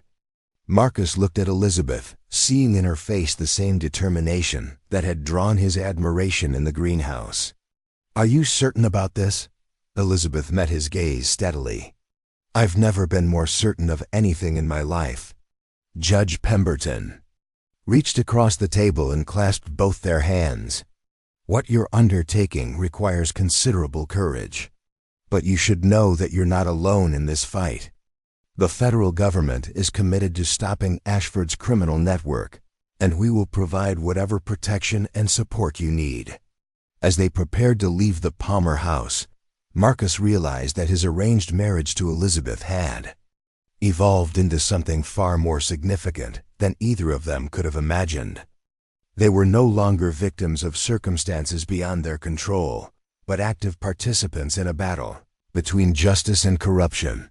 The woman walking beside him through the hotel's elegant lobby was indeed the most beautiful soul alive, not because of her physical appearance, but because of her willingness to risk everything for the protection of innocent people she would never meet. Outside, the November evening was crisp and clear, the earlier storm having passed to leave Chicago's streets washed clean and gleaming under the gas lamps. Marcus and Elizabeth walked together toward their respective homes, knowing that tomorrow would bring new challenges, but confident that they faced them as true partners. "Marcus," Elizabeth said as they reached the corner where their paths would diverge, "there's something I want you to know." He turned to face her, struck once again by the intelligence and strength that radiated from her quiet demeanor. "When we marry," she continued, "it won't be the marriage either of us originally envisioned. But it will be honest, and it will be based on mutual respect and shared purpose. That's more than many couples ever achieve." Marcus nodded, understanding that Elizabeth was offering him something precious, not romantic love, perhaps, but something equally valuable, a partnership built on truth and strengthened by common cause. "Thank you," he said simply, knowing that no elaborate words could adequately express his gratitude for her courage and wisdom. As Elizabeth disappeared into the night toward the Blackwood estate, Marcus made his way home through Chicago's quiet streets, carrying with him the knowledge that his life had been transformed not by passion or wealth, but by the unexpected discovery of a remarkable woman who possessed the most beautiful soul he had ever encountered. Christmas Eve morning arrived, with a pristine blanket of snow transforming Chicago into a wonderland of white spires and glittering streets. The Cathedral of the Holy Name stood majestic against the winter sky, its Gothic towers piercing the crisp air while carriages deposited elegantly dressed guests for what society had anticipated would be the wedding of the season. Inside the cathedral's vestry, Marcus Wellington adjusted his morning coat for the third time, his fingers trembling not from nerves about marriage, but from the weight of what this ceremony would set in motion.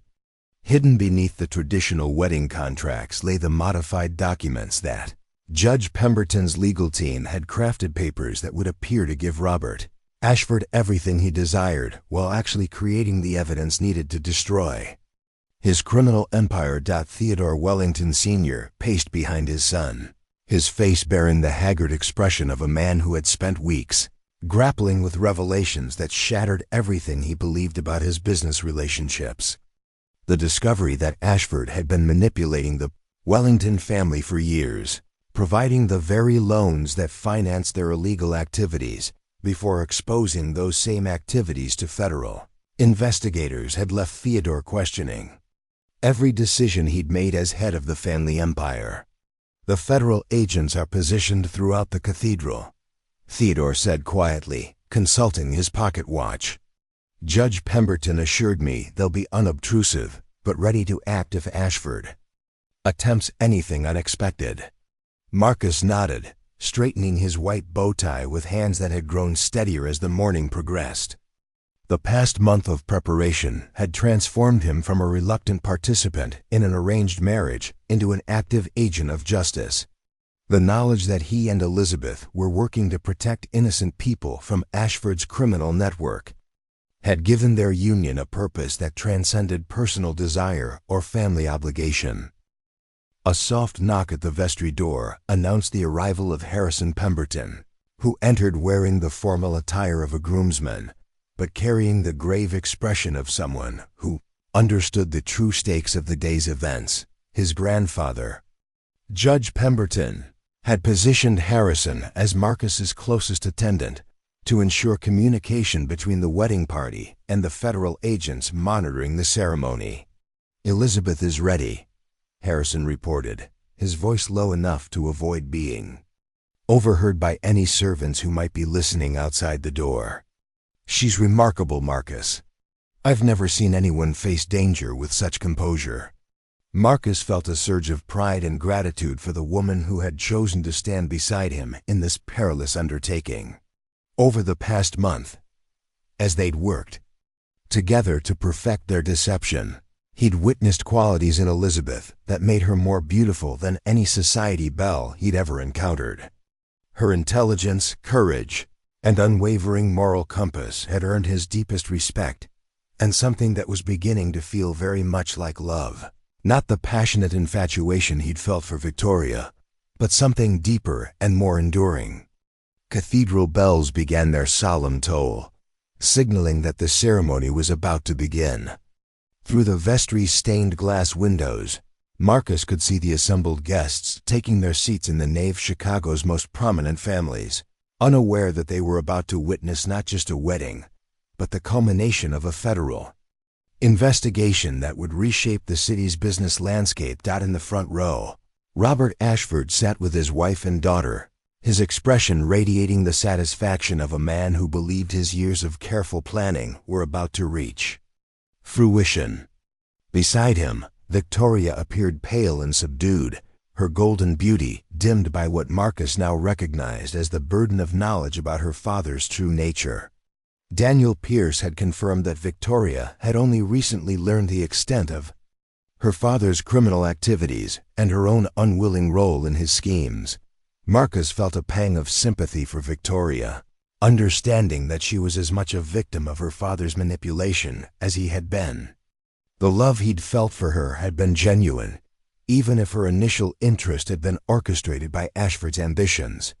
But that chapter of his life was closing, making way for something new and unexpected. The processional music began, and Marcus took his place at the altar, flanked by Harrison and two other groomsmen who had been carefully selected for their discretion and loyalty. The cathedral's massive space seemed to hum with anticipation as guests rose to honor the bride's entrance. Elizabeth appeared at the far end of the aisle, and Marcus felt his breath catch in his throat. She wore a gown of ivory silk that had been designed to complement her natural grace rather than compete with more flamboyant styles. Her dark hair was arranged in an elegant chignon adorned with her grandmother's pearl hairpins, and her face carried a serenity that spoke of inner strength rather than bridal nervousness. But it was her eyes that captured Marcus's attention, dark, intelligent, and filled with quiet determination. As she walked down the aisle on her father's arm, she looked directly at Marcus with an expression that conveyed both partnership and promise. This was not a woman being sacrificed to family obligations, but an equal participant in a mission that would define both their futures. Jonathan Blackwood escorted his daughter with visible pride, his earlier concerns about the marriage having been replaced by admiration for Elizabeth's courage and conviction. The federal investigation had revealed to him the extent of Ashford's manipulation of his shipping company, and he understood that his daughter's marriage to Marcus represented their best hope of exposing the criminal network that had infiltrated their legitimate business operations. As Elizabeth reached the altar, Marcus stepped forward to take her hand, feeling the warmth and steadiness of her grip. Their eyes met, and in that moment, Marcus realized that whatever the outcome of their dangerous gambit, he was honored to face it beside this remarkable woman. Father O'Malley, the cathedral's elderly priest, began the traditional ceremony with the sonorous Latin phrases that had blessed countless marriages over the centuries.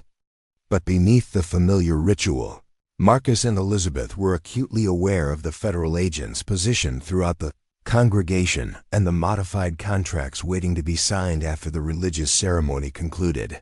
The vows they exchanged were traditional in language but profound in meaning, each promise carrying the weight of their shared commitment to justice and their growing partnership. When Marcus spoke the words "for better or worse," in sickness and in health, he was thinking not just of marital devotion, but of their willingness to face whatever dangers their mission might bring. Elizabeth's voice was clear and steady as she made her own vows, her words carrying a strength that impressed even the skeptical society matrons who had dismissed her as an unremarkable choice for the Wellington heir. She was proving herself to be anything but unremarkable, a woman of intelligence, courage, and integrity who possessed a beauty that transcended physical appearance. The exchange of rings proceeded without incident, the simple gold bands serving as symbols not just of marriage but of the alliance they had forged in their fight against corruption. When Father O'Malley pronounced them husband and wife, Marcus kissed Elizabeth gently, sealing their partnership with a tenderness that surprised them both. The recessional music swelled as the newly married couple walked back down the aisle, followed by their wedding party and the assembled guests. But Marcus's attention was focused on the subtle signals being exchanged between Harrison and various members of the congregation, federal agents confirming that everything was proceeding according to plan. The reception was held at the Palmer House Hotel, in the same building where Marcus and Elizabeth had first met with Daniel Pierce and Judge Pemberton. The ballroom had been decorated with white roses and evergreen garlands, creating an atmosphere of winter elegance that masked the tension underlying the celebration. During the formal dinner, Robert Ashford approached the head table with the confidence of a man who believed he had achieved his greatest triumph. He congratulated Marcus and Elizabeth with elaborate courtesy, his words carefully chosen to suggest the business partnerships he expected to develop now that the families were united. "I look forward to expanding our mutual interests," Ashford said, his smile carrying the predatory satisfaction of a hunter who believed his prey was finally trapped.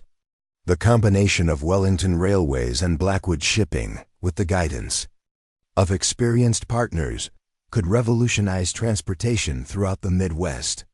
Marcus responded with the appropriate pleasantries while Elizabeth maintained her composure, both of them acutely aware that Ashford's words were being recorded by federal agents positioned throughout the ballroom.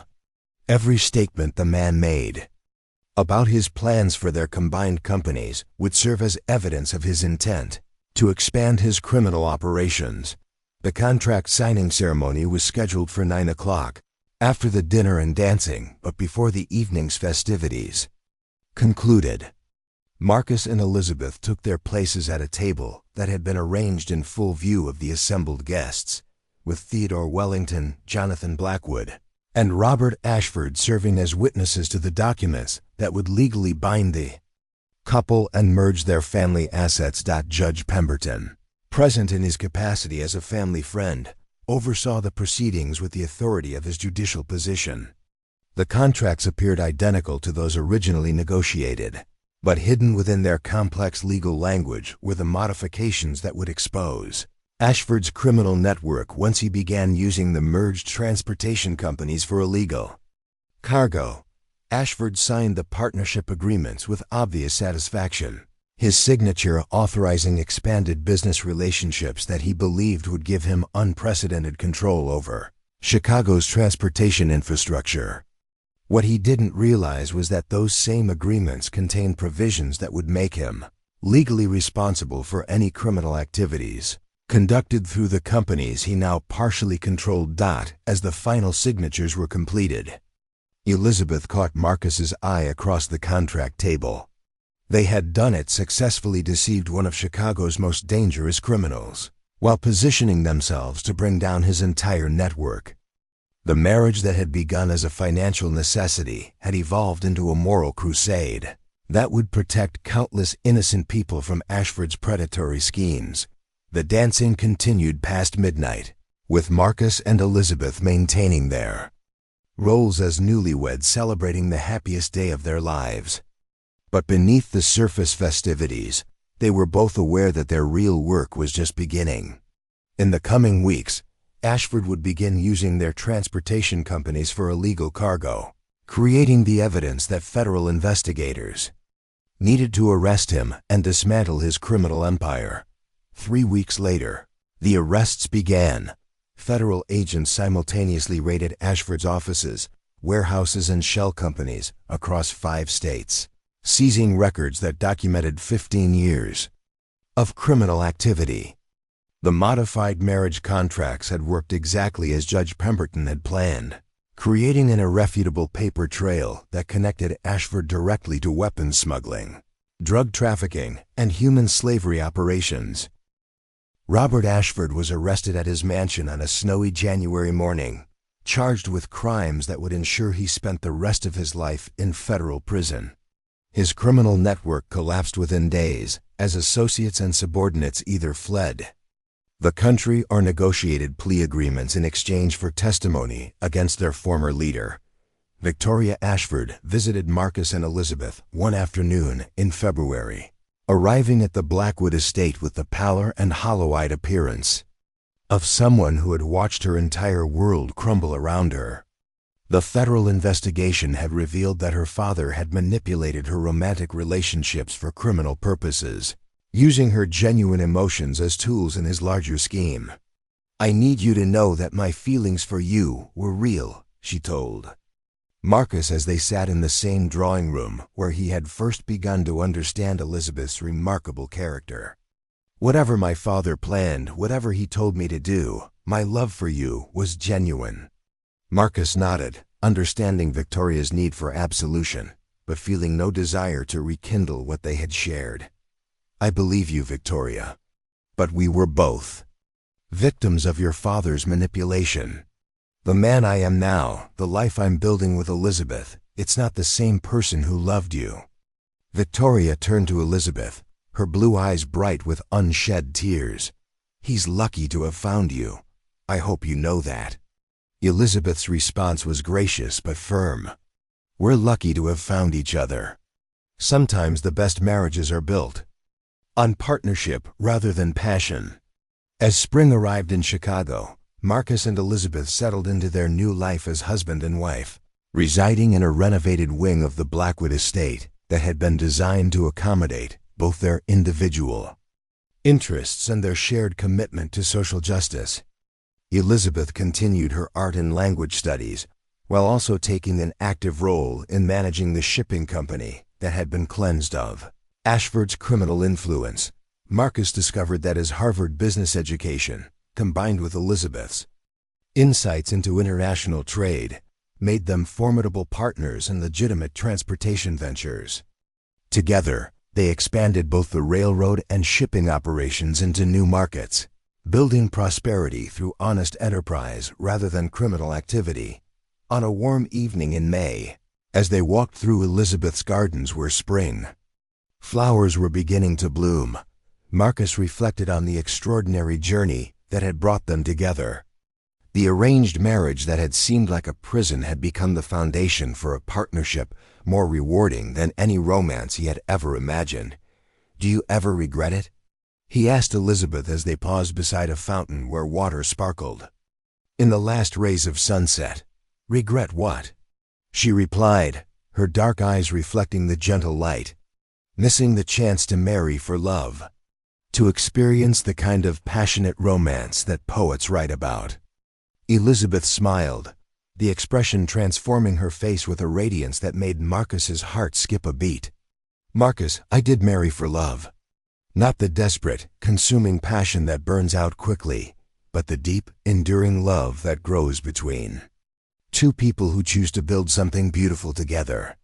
As she spoke, Marcus realized that she was absolutely right. What they had created together, based on mutual respect, shared values, and genuine partnership, was indeed love in its most mature and lasting form. Elizabeth Blackwood Wellington was proving to be not just the most beautiful soul alive, but the perfect partner for a man who had finally learned to value substance over appearance, character over charm. The stars emerged as darkness settled over Chicago, and Marcus and Elizabeth made their way back to the house they now shared. walking hand in hand like the true partners they had become. Behind them, the fountain continued its gentle song, while ahead of them stretched a future bright with possibility and purpose. But their story was far from over. The successful dismantling of Ashford's criminal empire had created opportunities that neither Marcus nor Elizabeth had anticipated. Judge Pemberton approached them in June with a proposal that would extend their partnership beyond business into public service.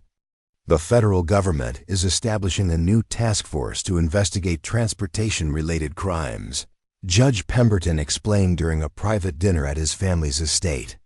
Your experience with the Ashford case, combined with your unique position in both railroad and shipping industries, makes you ideal candidates to lead this initiative. Elizabeth set down her coffee cup, her eyes bright with interest. You're asking us to become federal investigators?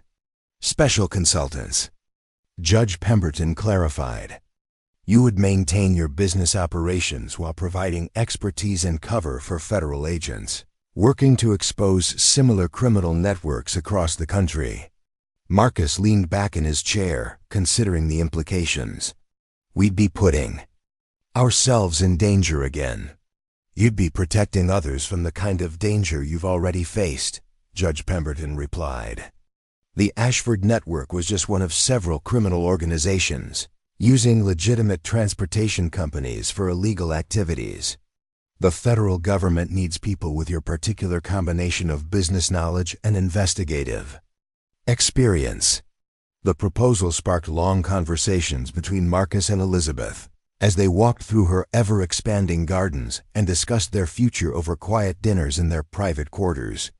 The work would be dangerous, requiring them to maintain elaborate deceptions, while gathering evidence against some of the country's most ruthless criminals.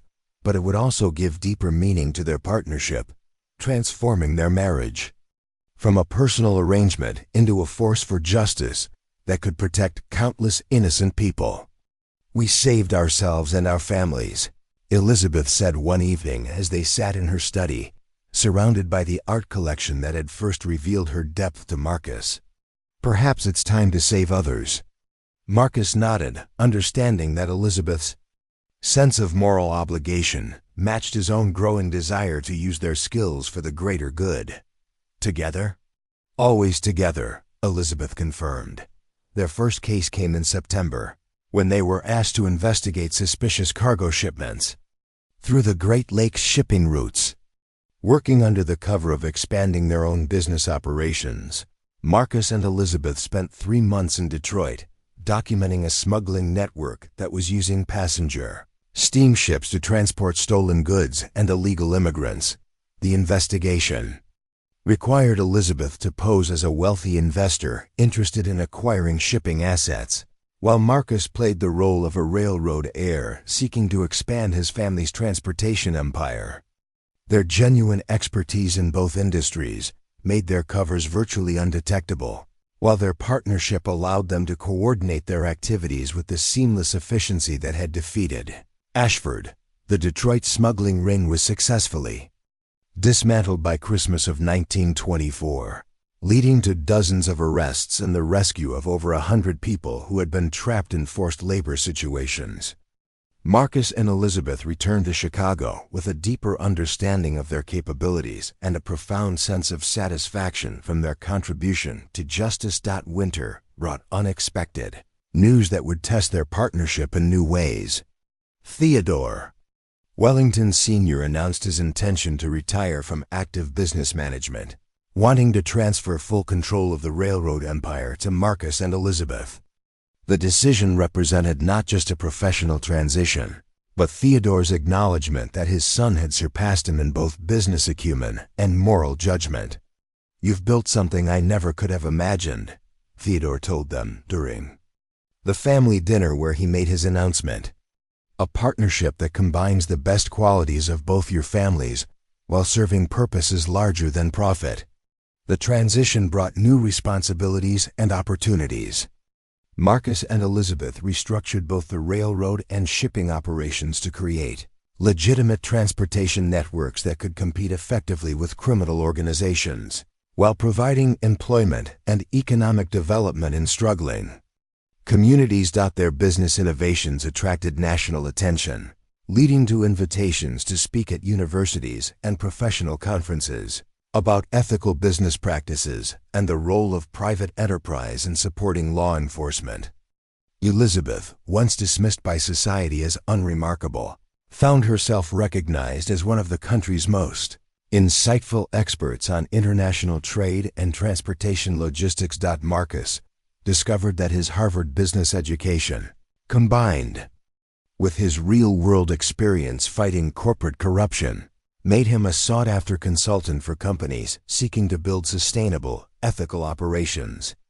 Together, they began developing a business philosophy that would influence a generation of entrepreneurs and executives.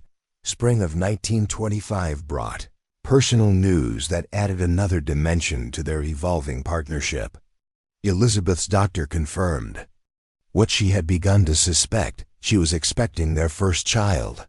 The pregnancy transformed their relationship once again, adding the joy of prospective parenthood to their existing bonds of partnership and growing love. "Do you think our child will understand what we do?" Elizabeth asked one evening as they sat in the nursery they were preparing in the renovated wing of the Blackwood estate. Marcus considered the question seriously. "I think our child will grow up understanding that some things are worth fighting for, even when the fight is difficult and dangerous, and that the most important partnerships are built on trust and shared values rather than passion and convenience." Elizabeth added, their daughter was born on a snowy December morning, 6 days before their second wedding anniversary. Margaret Blackwood Wellington arrived with her mother's dark hair and intelligent eyes, and her father's determined chin. From her first breath, she seemed to embody the strength and purpose that had brought her parents together.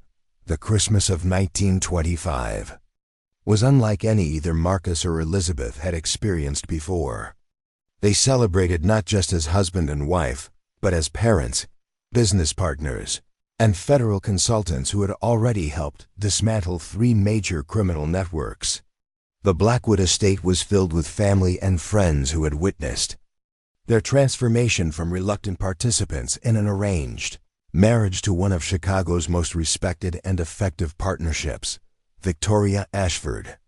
Now married to a doctor from Boston and working to rebuild her life after her father's crimes were exposed, sent a letter of congratulation that arrived on Christmas Eve.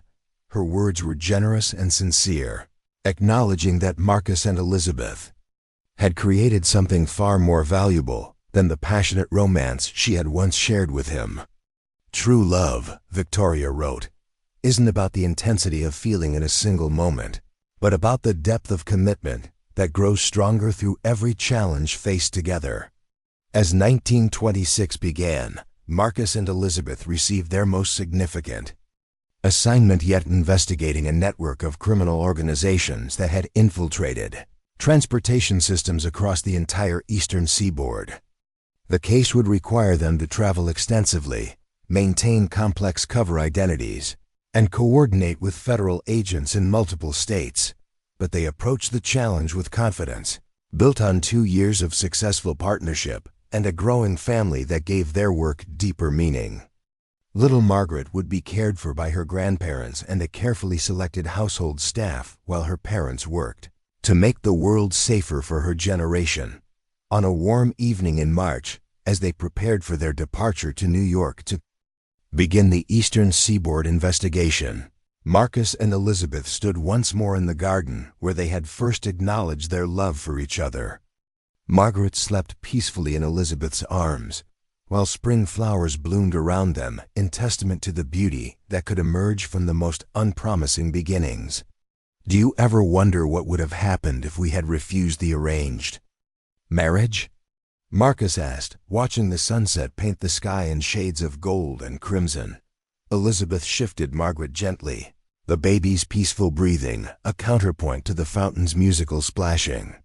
"I think we would have spent our lives wondering what we had missed." Sometimes the paths we resist most strongly are the ones that lead us to our greatest happiness. Marcus nodded, understanding that their arranged marriage had been not a trap, but a doorway, an opportunity to discover depths in themselves and each other that conventional romance might never have revealed. Elizabeth had indeed proven to be the most beautiful soul alive, but more than that, she had shown him that true beauty lay not in physical appearance, but in the courage to stand for justice, the intelligence to solve complex problems, and the wisdom to build lasting partnerships based on mutual respect and shared purpose. As they walked back toward the house, their footsteps harmonizing with the evening sounds of birds settling for the night and leaves rustling in the gentle breeze, Marcus reflected on the extraordinary journey that had brought them to this moment. The contract marriage that had seemed like the end of their dreams had become the foundation for a life richer and more meaningful than either had dared to imagine. Tomorrow would bring new challenges, new opportunities to serve justice and protect the innocent. But tonight, they were simply a family walking home together, carrying with them the knowledge that the most beautiful love stories are often written not in moments of passion, but in years of choosing to stand together against whatever darkness the world might bring. Their reputation as both successful business leaders and effective federal consultants continued to grow throughout 1926 and beyond. The Eastern Seaboard investigation proved to be their most complex case yet, uncovering a sophisticated network of criminals who had infiltrated legitimate shipping companies from Boston to Savannah. Working undercover for 8 months, Marcus and Elizabeth gathered evidence that led to the arrest of over 200 individuals and the rescue of countless victims of human trafficking and forced labor. The success of their investigation earned them recognition from the highest levels of government. President Coolidge personally commended their service during a White House ceremony in the spring of 1927, praising their innovative approach to combining private enterprise with public service. The recognition opened new doors for their expanding influence on national transportation policy and criminal justice reform. But perhaps their most significant achievement was the establishment of the Wellington Blackwood Institute for Ethical Business Practices in 1928. Founded with profits from their transportation empire, the institute provided training and resources for entrepreneurs who wanted to build successful companies while maintaining the highest moral standards. Elizabeth served as the institute's director of international programs, while Marcus focused on domestic transportation and logistics education. The institute's first graduating class included 25 business leaders who went on to create companies that prioritized worker safety, environmental responsibility, and community development. Among them was Sarah Pemberton, Harrison's younger sister, who used her training to establish a manufacturing company that provided fair wage employment for immigrant families settling in Chicago's industrial districts. Margaret Wellington grew up surrounded by conversations about justice, ethics, and the responsibility that came with privilege and power. By age 5, she was already demonstrating the intelligence and moral clarity that characterized both her parents. She spoke 3 languages fluently, a skill Elizabeth had begun teaching her from infancy, and showed an early aptitude for mathematics and science that suggested she might one day surpass even her parents' considerable achievements. The family's evening routine often included discussions about their work, with Marcus and Elizabeth sharing age-appropriate stories about their investigations and the importance of protecting people who couldn't protect themselves. Margaret listened with the serious attention of someone who understood that her parents' work had meaning beyond their family's prosperity. "Why do some people hurt others for money?" Margaret asked one evening as Elizabeth helped her prepare for bed. Elizabeth considered the question carefully before answering. "Because they've forgotten. That money is just a tool, sweetheart. It should be used to help people and build good things. When people think money is more important than kindness, they make terrible choices. Will I help people when I grow up?" Margaret continued. "You'll choose how to help people," Elizabeth replied. "There are many ways to make the world better. You'll find the way that's right for you." These conversations reflected the philosophy that Marcus and Elizabeth had developed through their years of partnership, that privilege carried obligation, and that true success was measured not by wealth accumulated, but by positive impact achieved. Their work as federal consultants evolved as well, expanding beyond transportation crimes to include corporate corruption investigations across multiple industries. By 1930, they had been instrumental in exposing fraud in banking, manufacturing, and real estate development, establishing themselves as the government's most effective private sector investigative team. The stock market crash of 1929 created new challenges that tested both their business acumen and their commitment to ethical practices. While many companies collapsed or resorted to questionable tactics to survive the economic downturn, the Wellington Blackwood transportation empire actually grew stronger by providing reliable, affordable services to communities struggling with the Depression's impact. Elizabeth's international connections, developed through her language skills and cultural understanding, proved invaluable during this period. She negotiated contracts with European shipping companies that needed reliable American partners, creating employment for hundreds of workers whose jobs had been threatened by the economic crisis. Marcus focused on domestic railroad operations, developing innovative financing arrangements that allowed struggling communities to maintain essential transportation services. His approach prioritized long-term sustainability over short-term profits, ensuring that their railroad network could continue serving rural areas that other companies had abandoned as unprofitable.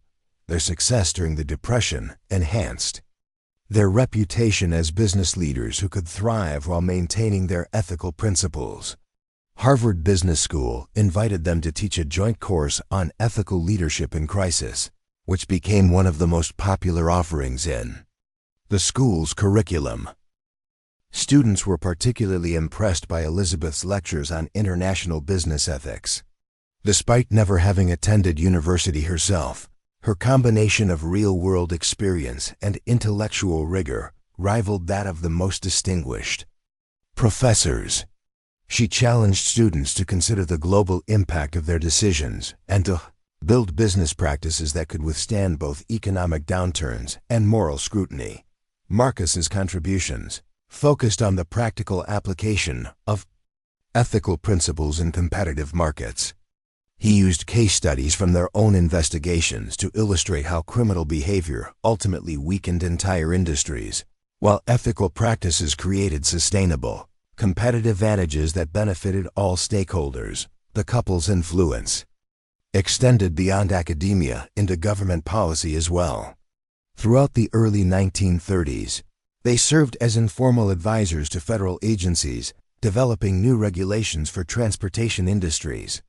Their unique perspective combining intimate knowledge of both legitimate business operations and criminal enterprises made them invaluable contributors to laws designed to prevent the kind of corruption they had exposed in the Ashford case. Personal milestones continued to mark their evolving partnership.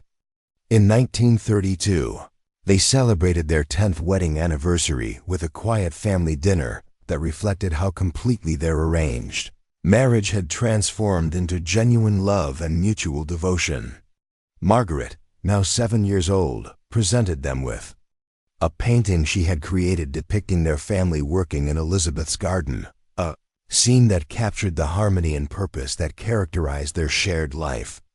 "You're the most beautiful family in the world," Margaret declared as she presented her gift, unconsciously echoing the sentiment that had drawn her parents together and sustained them through every challenge they had faced. Elizabeth and Marcus exchanged glances across the dinner table, both remembering the frightened, reluctant couple who had first met in formal drawing rooms and courthouse offices. The transformation had been gradual but complete, built on countless small moments of trust, respect, and shared purpose that had accumulated into something stronger than either had thought possible. Victoria Ashford, now Dr. Victoria Morrison, after her marriage to the Boston physician, visited Chicago that spring with her own young family. The reunion was warm but brief, marked by the comfortable distance of people who had found their separate paths to happiness. Victoria's daughter bore a striking resemblance to her mother's golden beauty, but Marcus felt no stirring of his old emotions, only gratitude that Victoria had found peace after the trauma of her father's crimes. "You were right, you know," Victoria told Elizabeth during a private moment in the garden where Marcus had first confessed his family's troubles. "True beauty really is about the soul, not the face. You've proven that more completely than anyone I've ever known." Elizabeth accepted the compliment gracefully, understanding that Victoria's words represented closure for all of them. The passionate romance that had once threatened to derail their arranged marriage now seemed like something from another lifetime, replaced by bonds forged in crisis and strengthened by shared values. As the 1930s progressed, Marcus and Elizabeth began planning for their eventual retirement from active federal consulting work. They wanted to focus more time on the Wellington Blackwood Institute and on raising Margaret, who was already showing signs of inheriting her parents' commitment to justice and their intellectual capabilities. But they also recognized that their work had created a legacy extending far beyond their immediate family. Dozens of criminal organizations had been dismantled through their investigations. Hundreds of innocent people had been rescued from exploitation. Thousands of workers had benefited from the ethical business practices they had pioneered and promoted. Perhaps most importantly, they had demonstrated that arranged marriages based on mutual respect and shared purpose could evolve into partnerships more meaningful and enduring than unions founded solely on romantic attraction. Their example had influenced other families in Chicago's elite circles to consider character and values, not just wealth and social standing, when making marital arrangements for their children, the arranged marriage that had threatened to destroy their dreams had instead given birth to something neither had expected, a love story written not in passion but in partnership, not in romance but in respect, proving that sometimes the most beautiful endings come from the most unlikely beginnings. And their story continued to unfold, page by page, year by year, as they built a legacy that would endure long after their individual lives had ended. Up next, you've got two more standout stories right on your screen. If this one hits the mark, you won't want to pass these up. Just click and check them out. And don't forget to subscribe and turn on the notification bell so you don't miss any upload from us.